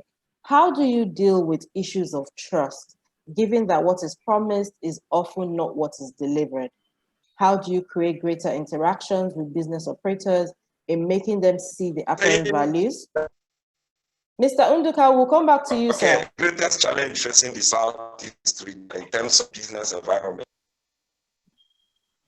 Okay, go ahead. I think we've lost him again. Okay, so trust. Who's going to help me answer this question? Trust issues. How do we deal with trust issues? Okay, let me say something on trust. You know, for trust for an Igbo man is what you say you will do it. That's what trust means for an Igbo person. And so what we try to do is, when we're providing technology solutions, we make ease of entry very low. Okay? And then we've provided a number of services. There is hardly someone in the SME cluster in Abanau that doesn't know IG Hub. When Mr. Henry Nduka was here, we interacted millions of times. We had events together, okay? They kept seeing you. They know you are here. They know you're on ground. If they call you, you come into their shop. You stay in their shop. They buy food. You eat with them. They buy drink, you drink. And then they ask you to do ABC for them. They're explaining what they need. And you know it's an inventory system. You tell them it's an inventory system, but I don't have it locally built, but QuickBooks can do it for you. There and there you sit with them, you set up QuickBooks. Because they are scared of using their card online, you use your card, they pay you, and then you train them on how to use it, you go. The next day, from the effectiveness of that, they want another service. The first person on their mind is you. If you tell them this will work, and they know because you have dealt with them in the past and you have delivered what you have promised to deliver, they will think of you the next time. Okay? And then this culture is also what we have built, not just in our team, it's also a culture we have built in the startups that are springing out of our hubs. For them to understand that an Igbo man, if you service him well, he will tell his neighbor. Okay, so we have gotten referrals from them because they've been able to deal with the issue of trust. And whenever something goes wrong, be careful to apologize and correct. I've had some people say, you said you are going to deliver this in 2 weeks, and this is the 3rd week now, you have not delivered. We say, we're sorry. They say, I don't want again. Okay, we say, we have already done it. They say, I don't want again. We will refund you your money and let you still have it. So we've had some people keep our website for 1 year. Is when they come back the next year to renew their domain list, hosting and all that. We're not, oh God, you used this thing for 1 year, you didn't pay for it. Then they pay for the one they used last year, and then they renew for the next year. So most times it's a lot of patience to work with an Igbo person because technology is new to them, okay? So some of them have started accepting POS, some of them have started accepting payments online, some of them have started, so it will take a while. So we need to be patient to go through it. okay? And then build some technology that makes it easy, like platforms that have escrow system. Choya is one of the startups in Aba that has an escrow solution. SalesBay is one of the startups in Aba that has escrow solution. So what happens is that you pay or you place an order and pay. The payment stays on the platform until the person that placed the order receives the goods and confirmed that it's been, and then you see that this person had paid, and but the money doesn't come to you until he receives the product and confirm the product is correct, then it gets to you. It's an escrow solution that some of our local startups have built, okay? So some of those things is to deal with the issue of trust, but you can't wipe out the issue of trust immediately, especially for someone that is new with technology. So that's where we are now, and that's how we've been going. Yeah. Okay, I think I had someone else who also wanted to answer this issue of trust question. I'll take one more response to trust, and then I will take the two hands that are up. I see Daniel Temitayo and Evelyn Ezeagu. I will take those two questions, and then we will wrap up this Q&A section because there's one pertinent thing we need to talk about, which is internet connectivity, and we have someone that can do a bit of justice to that for us. So please, one more panelist to take on the issue of trust for us. Okay, I'll make it real quick. Okay. The Southeast business environment is traditionally a low trust environment, and then sometimes and you did say it when you were talking earlier on, the e-commerce space can be abstract sometimes for someone who does not have a proper understanding of how it works. On the internet, you're showing him phone, you're showing him laptop, and you're telling him transactions can be done through here. And then once it involves money, note that this is a still low banked territory. This is you'll be very shocked that most of these people do not put their monies in their banks. And then you have not conquered banking. You're telling them about, online payment platforms and all of that. And because certain solutions have not worked as advertised in time past, it has also raised the stakes. But I'm an optimist. I do not paint a bad picture and just say the bad things. This is not detracting from the fact that it is not doable. But again, I'm very much interested in making sure that whoever is offering a solution understands the problem, so that your solution is, and Daniel mentioned it earlier on, we want in the Southeast solutions that have been properly researched, that are tailored towards the problem, that are tailored towards addressing the peculiar problem. It's like somebody coming to you now telling you that he wants to do internet for you and that he's going to use, I don't know. You would immediately know that this person does not even understand what he's talking about in the first place. So we are tired of being guinea pigs, and we're tired of being the test lab where people just come and dump whatever they feel is the best solution. Maybe it works in Lagos, it works in Abuja, without a proper understanding of the Aba peculiarity. So we have large trust issue here, but it is not insurmountable. And all I ask again in summary is let whoever is coming to introduce any solution in Aba and Southeast do a proper research of what the peculiarities are before they start deploying any solution, because the more solutions that do not work, the more trust issues we have. And we are all here to guide whoever wants to come and talk to us. Thank you. Okay, thank you. Thank you very much. If I was to add something to what he's just saying, I think just to let a lot of people know, most of the payment gateway we have right now, they have an option for you to ask your money back, like what Mr. Daniel said, but not the client, not the merchant giving back the money, but now you, the buyer, you got a product, and upon delivering, you notice that the product is very bad. I think it's very common with most of the Nigerian e-commerce sector. You buy a product and the product coming to your end, you notice this product is very bad. If you immediately rush to the payment gateway, if you know the payment gateway you used to pay, you rush to the payment gateway, immediately they will take the money from the merchant's accounts and debit you. And I think one of the payment gateway that have been using that feature a lot is Flutterwave and PayPal, not Paystack, PayPal. PayPal immediately take the money from your account, but it placed a debit function on your account that immediately your bank will look for a way to collect that money. What's the time frame for this being able to go back to your payment platform? Is there a time frame? Yeah, for PayPal, I think that's why PayPal refused coming down to Nigeria, because of the recent fraudulent action. But for Flutterwave, which is a Nigerian startup, if for for the next 24 to 48 hours, you notice the product you got is very bad. Immediately you rush to Flutterwave, and then if the money is no longer in the merchant account, they'll place a debit function on that account for you to get back your money back. Okay.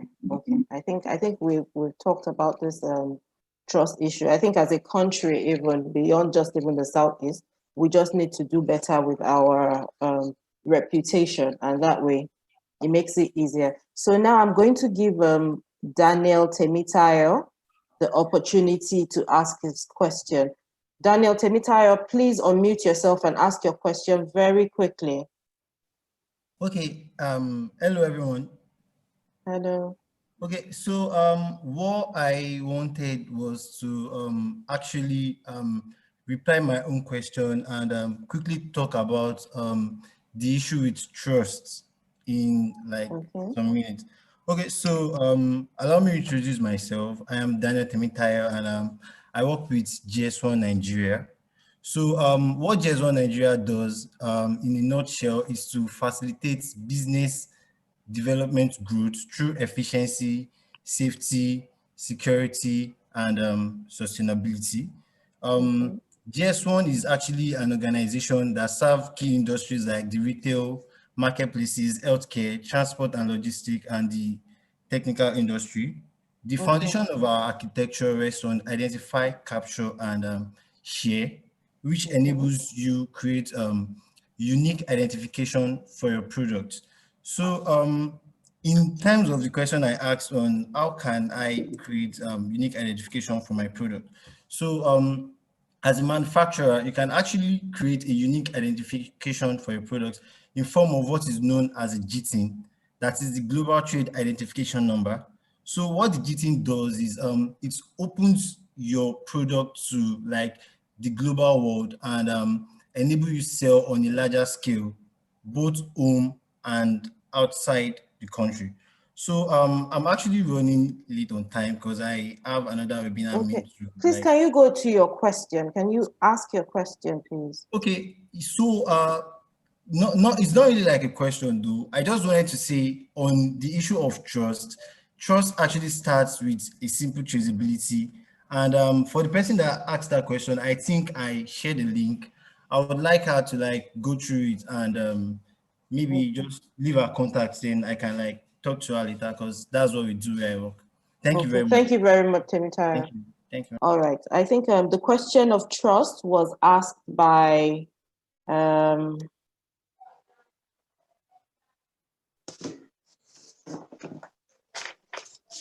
It was asked by Anife. Okay. I don't see it now. But please go through Daniel Temitayo, please go through the Q&A box to find out. Thank you, Ifechukwu. Yes, please, so that you can connect. Thank you very much for your contribution. I think that was the only hand that was raised. Something that came up in the course of this conversation today, and Sam Hart actually referred to it, was we couldn't even hear Daniel today. Platforms for internet connectivity. Without that, we can't even do a lot of this. We have someone who can contribute something very important in the room today with us. We have Mr. Anselm Kaduru, who is the MD of 5M Communications Limited. Mr. Anselm, you're welcome. Please help us shed light on these platforms and what we can do to improve connectivity to enhance e-commerce in Nigeria and e-commerce specifically in Southeast Nigeria. Mr. Anselm, please. Good afternoon. This is Sylvia Asike from 5M Telecom. Mr. Anselm isn't on seat at the moment. Yeah, thank you, Sylvia. Please go ahead. Okay, yeah. We are an ISP in Enugu, internet services, provide internet services via broadband.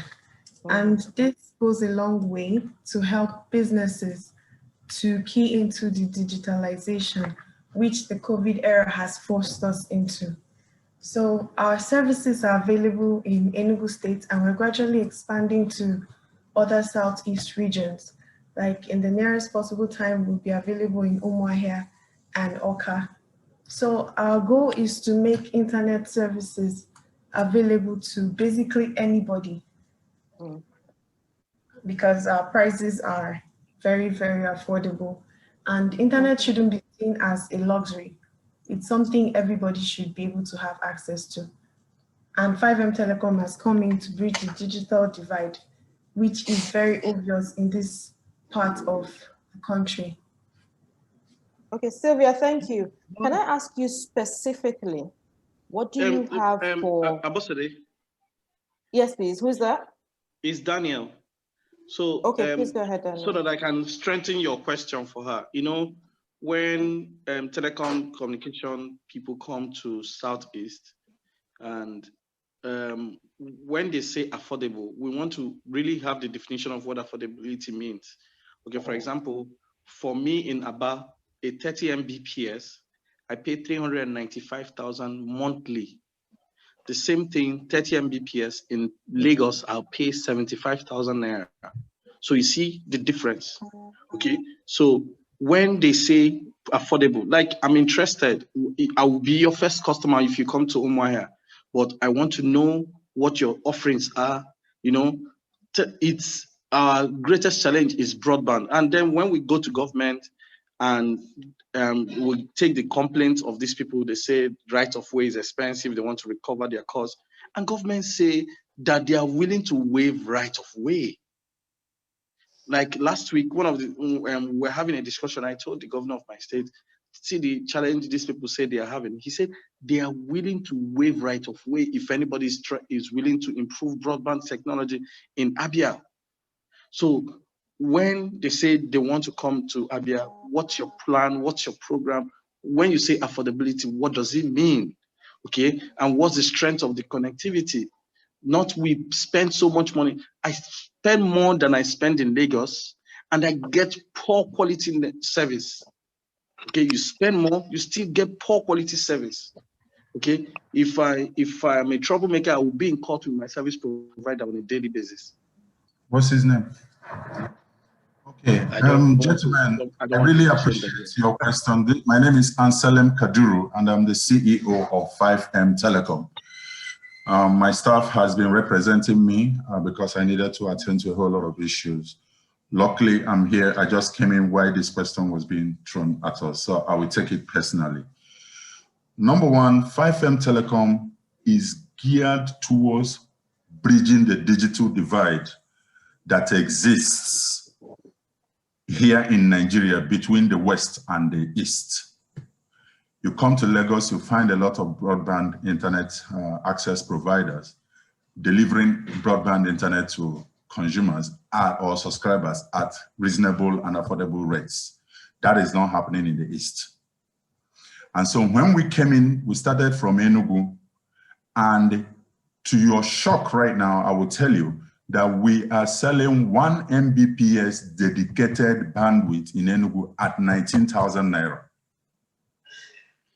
Even MTN, Globacom, all of them, the least you get for 1 Mbps dedicated is in the neighborhood of 40,000 naira. Okay, now in Enugu here, our services have been so stable that you will not find one single complainer on anything concerning 5M Telecom. And I can give you 10, 20 names for you to go and verify. A lot of organizations that were in some other ISP platforms have all migrated to us, and they are much happier for it today. Now, regular home users are able to now connect their smart TVs at home and smart devices like CCTVs at home. And for the first time, they are enjoying why these devices are produced the way they are. So now we are talking about coming to Oka, coming to Umuahia. In coming to Umuahia, unfortunately, our price will be slightly more expensive, but it is still going to be far, far cheaper. And I tell you, for example, 1 Mbps in Oka is going to come, in Umuahia, is going to come for dedicated, is going to come at 33,000. Whereas if you are buying up to 5 30 Mbps. 30 Mbps. Yeah, for 30 Mbps, it's gonna come at 25 multiplied by 30. What does that come to? It's still more than 600 and something thousand. So it's the same thing. But I can also give you special consideration. You understand what I'm saying? For so that's 750,000 naira. Yes, I can still give you some consideration for going that quantity. But that's about it. But what I guarantee you is the same quality that I have given here in Enugu. Come rain, come shine, our network is up and running. You can ask all the people that have been using our network here. So I understand, sir. The truth is that this is good, but a company will still prefer to set up office in Lagos than use your solution in Umuahia or Aba. And you have said Umuahia, Oka and Umuahia. Why not Aba and Onitsha? These are where businesses are happening. I can only expand based on my capacity to expand. No. I'm just an entrepreneur. I'm just an entrepreneur that has need talking. Sorry, sir. Okay, can I redirect this? Daniel, Mr. Anselm, let me redirect this a bit. You saw how quickly Sam Hart was like, let's meet, I think this should also extend to platform providers like yourself. Please be part of those discussions so that you can see how to take advantage of quantity that would then hopefully bring down the price so that you're in the ecosystem and providing services to people who are in the ecosystem without them having to go all the way to Lagos or other service providers. Thank you very much, Mr. Anselm. Now I'm going to yield the floor to my panelists. Just very short closing, please. Each person, I will start from Dr. Agu. Please, short closing, give us something to take away from this session. Okay, thank you. I'll make it very, very short. I mean, since we're talking about Southeast, we need to be very, very futuristic in Southeast because we've had all these discussions. I've not heard much about any of these emerging technologies. I've not had us even chipping things like AI, IoT, and so on and so forth. These are emerging areas where we don't want to turn to dinosaur because if you're not able to adapt, then you're left behind.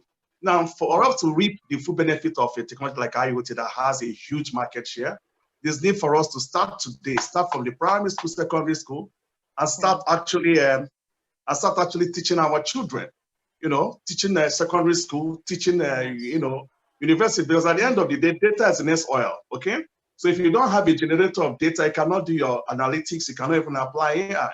So there's need now to create projects, products, POCs, where we can generate data. With data now you can plan, with data you have a visual, you have a higher visuality, you have a higher visuality. You can see more. So I would like to show a board. This is actually a board which is championed by NIDA. Today is an IoT AI platform, which we'll be using to train people. We'll be engaging stakeholders like Chinagazi. So people like us will be very, very happy to see how we can push that for capacity development in those areas because they're an open platform where you can come up with different novel solutions, to do with emerging technology. That opens a lot of opportunity. And again, let's not forget outsourcing. Outsourcing is one of those areas I can see the Southeast can benefit enormously. Where I can sit at home, from US, whatever, jobs are shifted. When we talk of outsourcing, it's not only the BPO, business process outsourcing, because that is where most people focus on anyway. Once they have outsourcing that can be hardware design, can be software development, some models and so on and so forth, we need to also look at that very area because we have a lot of intellectual capital and capability in the East. Unfortunately, we are not utilizing it, to the maximum. Another good area is also the creative industry now. How do we develop our creative industry now to broaden the opportunity for the youth? How do we put in creative hubs with some of those tools for animation, for some of those tools for special effect? How do we create some makeshift studios where some of these talented people now can learn how to sing, whatever. Then when they are okay, we can send them to the professional studios. So these are areas we need to look at. We have a place called Concap in Enugu. Why can't you put a hub there? Okay, where we can train some of these guys that do also brain box and programming and other thing. Encourage them more. put some machines in a pool where people can come and utilize and go and so on and so forth. Can put them in schools like IMT, for example, schools like ESUT, you must teach me once more. It's my pleasure. So I look forward to having a joint meeting because I feel that it's just an introduction and I feel we need to work together, to achieve a common goal. Thank you, UK8, and thank you, PDF, for this wonderful opportunity. Thank you. Thank you, Dr. Agu. Thank you very much. Mr. Eri Unduka, please, your closeout words. Okay, thank you very much. I hope I'm being heard now. Yes, we can hear you, sir. Okay, yes. In addition to what Dr. Agu said, I think there is more need for deeper collaboration, just as raised by Sam Hart. Unfortunately, he didn't mention Southeast Chamber of Commerce among the people he wants to have that conversation with. But there's very urgent need for that because almost everybody is working in isolation. And there's need for us, the chamber, to serve as the aggregator. And also we collaborate with the Southeast Governors Forum. Unfortunately, the Director General, who also doubles as SSG, can work with his office. Let's have collaboration. I tell you, Southeast Chamber of Commerce is really ready to, if that is obtainable from NIDA, we can give you a desk in our office so that you have a desk officer that will be creating this awareness among the business community. Most of the things we are mentioning here, I feel that 70 businesses are not aware of some of the things. I learned that with Daniel Chinagazi when I was in Aba as DJ Aba Chamber of, and it was named in Aba. But we need to let what we are doing in Aba. If you like to mention, you need indicators. And if we can actually collaborate as Southeast stakeholders for digital technology, a lot can still happen within a very short period of time. Thank you so much, PDM, for giving us this opportunity. And I believe that next time we will meet, we'll be having a lot of testimonies to share. God bless you. Thank you, sir. Thank you very much, sir. Mr. Don Ebube Ogo, please, your final words to us. Thank you so much. It has been an enriching session. I also learned a lot here. And like the previous speaker said, there is a very urgency in collaborating with everybody here. And then some others that are not here as well. And the urgency becomes very important because of the COVID-related protocols. We must have to change the way we are doing the business. Otherwise, we're going to be found wanting. And then another thing we seem not to have taken into consideration is the recent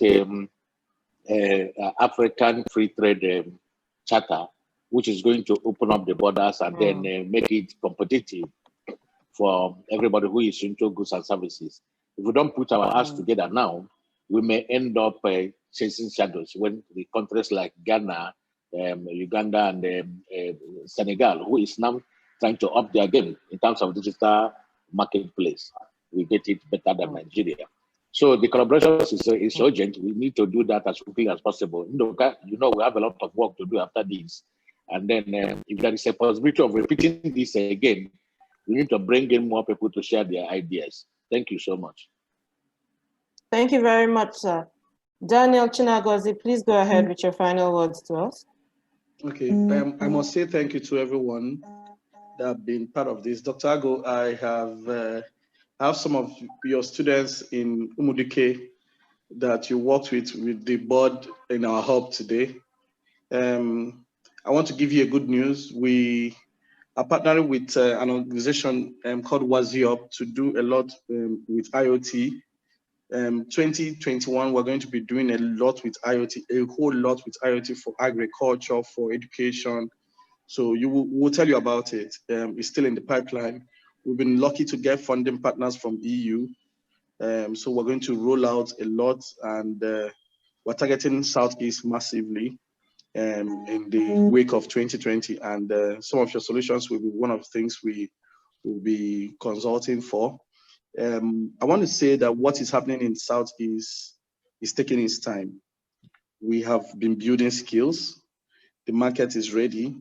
So what we need now, we need investors that are willing to take risk on a number of startups and a number of technology solutions in the Southeast and say, I want to see this succeed.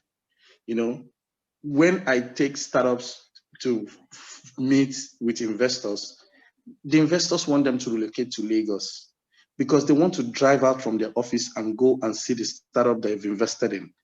Okay, you can't be in Aba and the investor is in Lagos. So most of the investment companies are in Lagos. They want these startups they are supporting to be in Lagos. So we've been forced. You will hear the news very soon. IG Hub is starting an office in Lagos because we can't keep working hard, and then because we don't have investors that believe in Southeast enough to invest in Southeast. That's the truth.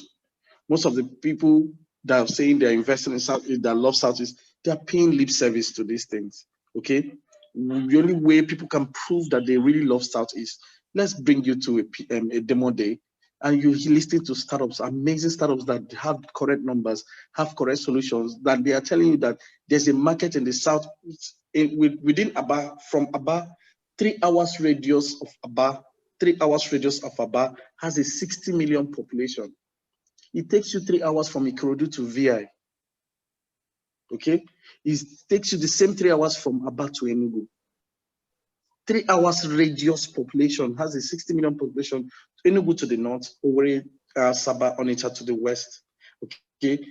Port Harcourt, Bayelsa, Warri to the south, Uyo, Calabar to the east.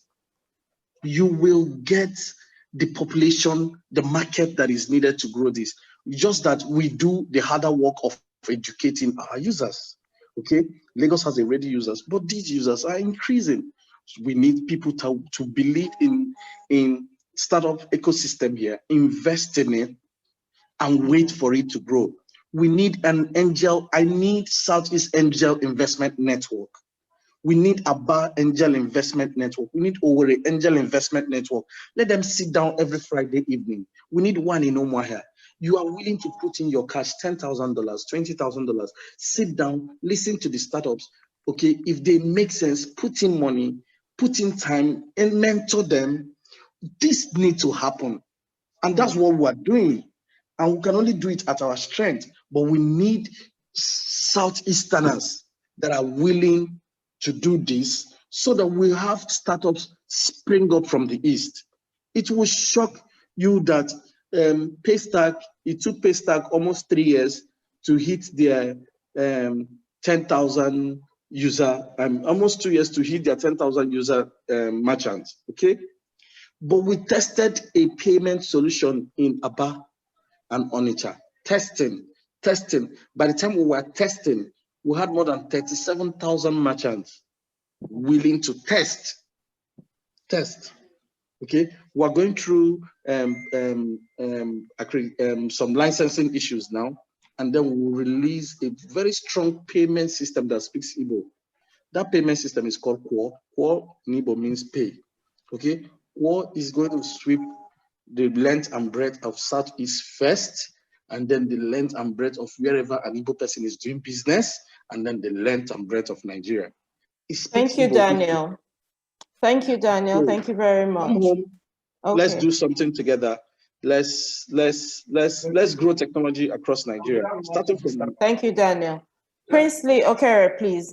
I think everyone has spoken well from all the parties, and I thank you very much for this opportunity given to me to talk to everyone. I think recently my firm, we started an ICT, we launched an app just for the issue of automation and payment. It's called Shoppers Bill. And I think our aim is to eradicate the use of paper receipt. We wanted to allow people generate receipts, have the receipts online, and be able to take the receipts anywhere, and also accept payments. I think the issue I talked about, payments, has been a huge issue. I think look at the recent fair that just happened, the Made in Aba fair, which Mr. Daniel talked about. It was a huge fair, and I thought coming from this, we would launch a huge e-commerce store just from the Aba market. But because of maybe from the sensitization, information has not been passed to a lot of people are still having fears making payments. And it also comes from the buyers. A lot of people are afraid to buy products from a Nigerian store. They want you to have this massive base first, a lot of recommendation and referrals before they trust you to be able to use your platform to pay. And I think what I would do now, because of the most of the people online, if there are a lot of people that are having issues with payments, and I think I'll be able to do it, let's say at an almost free, at a very promo level. So I'll just help businesses so they'll find and see how easy it is to accept payments and then make payments. And you could check out the app called Shepherd's Bill. It's an app for invoicing, receipts, and billing. It's not just. Please type it in the chat box, Princely, after. Please type it in the chat box so that they can follow. And thank you for the offer to support businesses who are listening right now. So if there's any business, we're ready to help you. Thank you for the opportunity. Thank you. Mr. Anselm Kaduru, please. Mr. Anselm Kaduru, please. There's some Hart here. Did you skip me? No, I didn't. I was going to take you last. I didn't skip you. Okay. Okay, please go ahead. I think Mr. Anselm is not a. Please, Sam Hart, please give us your roundup. Yes, all right, and thank you very much, Abostade. I'm quite excited.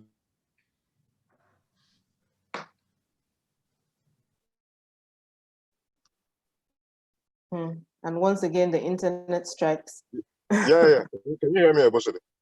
Yes, I can hear you. Please go ahead. Great, awesome. All right. So once again, thank you very much for this opportunity. Thank you to PDF, Dr. Titi, the amazing Dr. Titi, and every one of you. If there is anything this meeting has highlighted, it is just like previous speakers have said, it is the urgency of now and the urgency of collaboration. Basically, there is no point, from everything that has been said, it is obvious that we all have the same objective, but then we can't achieve them in silos. We cannot all keep trying to be heads of a small, thing when we can all be a part of a really, really large thing. So let's pool resources. Let's just talk to each other, hold hands, and then work together to be able to actualize what we're aiming for. And Henry, no, of course, I can't forget you. You know that we've worked together for a very long time, right from when you were DG of Aba Chamber, now you're DG Southeast Chamber. So yes, definitely Southeast Chamber is a part of the conversation I'm talking about, and we will be communicating with you. So once again, in summary, please, all of you, all of us, let us work together. There is a lot of potential in our area, but then we can't keep talking about potential for decades. Let's actualize these potentials. Thank you very much. Thank you to everyone. Thank you to all our panelists. Thank you for your time. Thank you for being with us today. Very exhaustive conversations. We can go on and on, but in the interest of trying to keep this to time, I will be signing off now. Let me leave us with something to think about. Wamkele Mene, the Secretary General of the Africa Continental Free Trade Area Agreement, AFCFTA, says, we ignore digitalization at our peril. We've got to develop a very clear and compelling strategy for how we can ensure that our trade under this agreement is more efficient, more dynamic, and certainly more affordable. It's been my pleasure facilitating this session today. Once again, my name is Abosade Paul Obameso. I will hand us over to the PDF Bridge team now in the person of Titi Ojo. Thank you very much. Thank you very much, Abosade, and thank you very much. On behalf of PDF Bridge, I want to say a very big thank you also to every panelist, all our panelists. The discussions today were just so wonderful, so insightful, and of course, well moderated as well. I want to say thank you. And indeed, a couple of things came up from this conversation, and those things we will follow up. I'm hearing something about, okay, let's meet after this, let's form a team, let's form a group and take this conversation further. And that's really the best thing that has happened in this meeting, really. There's a lot of concrete steps were discussed, and I can see the panelists, institutions present here were willing to take this conversation further. We're going to do this right after this. We have a poll that we launch right after our event, and I'm going to launch it right now. While I continue my conversation, please, I want you all to take part in this poll. I've just launched it right now. If you're in the room, it only takes you a few seconds, probably less than a minute. Please, can we take this poll? Can you please take this poll? Can you see the poll on your screen? If you can, please take this. Yes, we can. Okay, so do that quickly. Just click on the options. There are 8 questions. Click the option that applies to you. Move down. There are 8 questions. Let's do this very quickly. We only have 0 people. Only 0 people have attempted this poll. Please, participants, can you attempt this poll, please? Can the participants see the poll? I need to know this. We can see it, Titi, but on my end, and I don't know if it's the same problem, I can't even click on it. Oh, why? I don't know if that's just me. Okay, is anybody having the same issue as well? Well, they say participants and hosts cannot participate. Okay, so panelists, okay, I see panelists are not activated here, but we have attendees. If you're an attendee, please, can you attend this poll? Please, very quickly, we only have 2 of 23 for now. We still have 21 more people that need to fill this. All attendees, please, can you attend this poll? It's important that you do so before we close the meeting.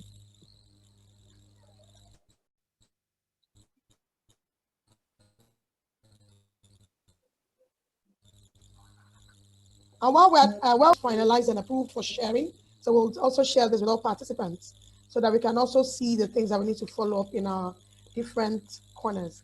Please, participants, I only have 5 of 22% voted yet. We still have 78 to go. Yes, I can see we're making progress. 31% voted. You have to get to the bottom. When you get to the very bottom of the form, then you can click to submit. There are 8 questions. You need to get to the end, then you can submit. 40% voted. 60 more to go. 50% voted. 54, 59. We're making progress. Let's do this until we're 100%. We cannot stop the polling. 59%.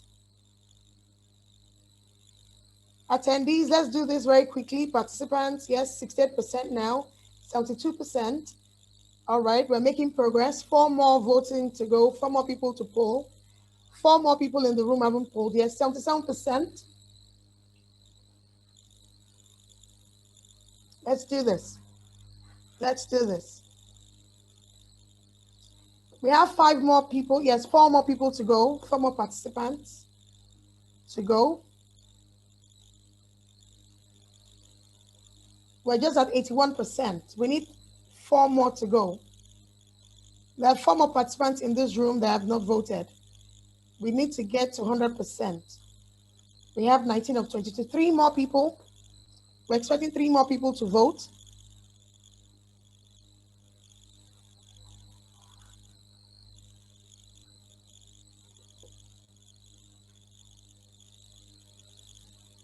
We're at 90%, just the remaining 2 people. Please, 2 more participants to complete this, and then we'll be done with the polling.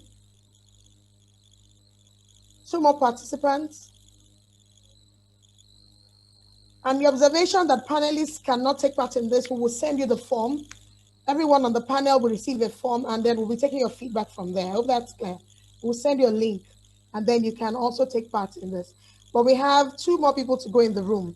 And while we're waiting for the 2, once again, on behalf of PDF Bridge, we want to say a very big thank you to everyone that has set aside the last 2.5 hours on these conversations. I hear someone saying, oh, this should happen again. It's been worthwhile for us as well. It's been very worthwhile. And bottom line is to pursue the recommendations and the decisions that we're taking in this room. So please expect us to be back with you. Some of the panelists will be getting back to you after this meeting to see how we can set up that group or that team that needs to take the conversations further. We have 90% voted.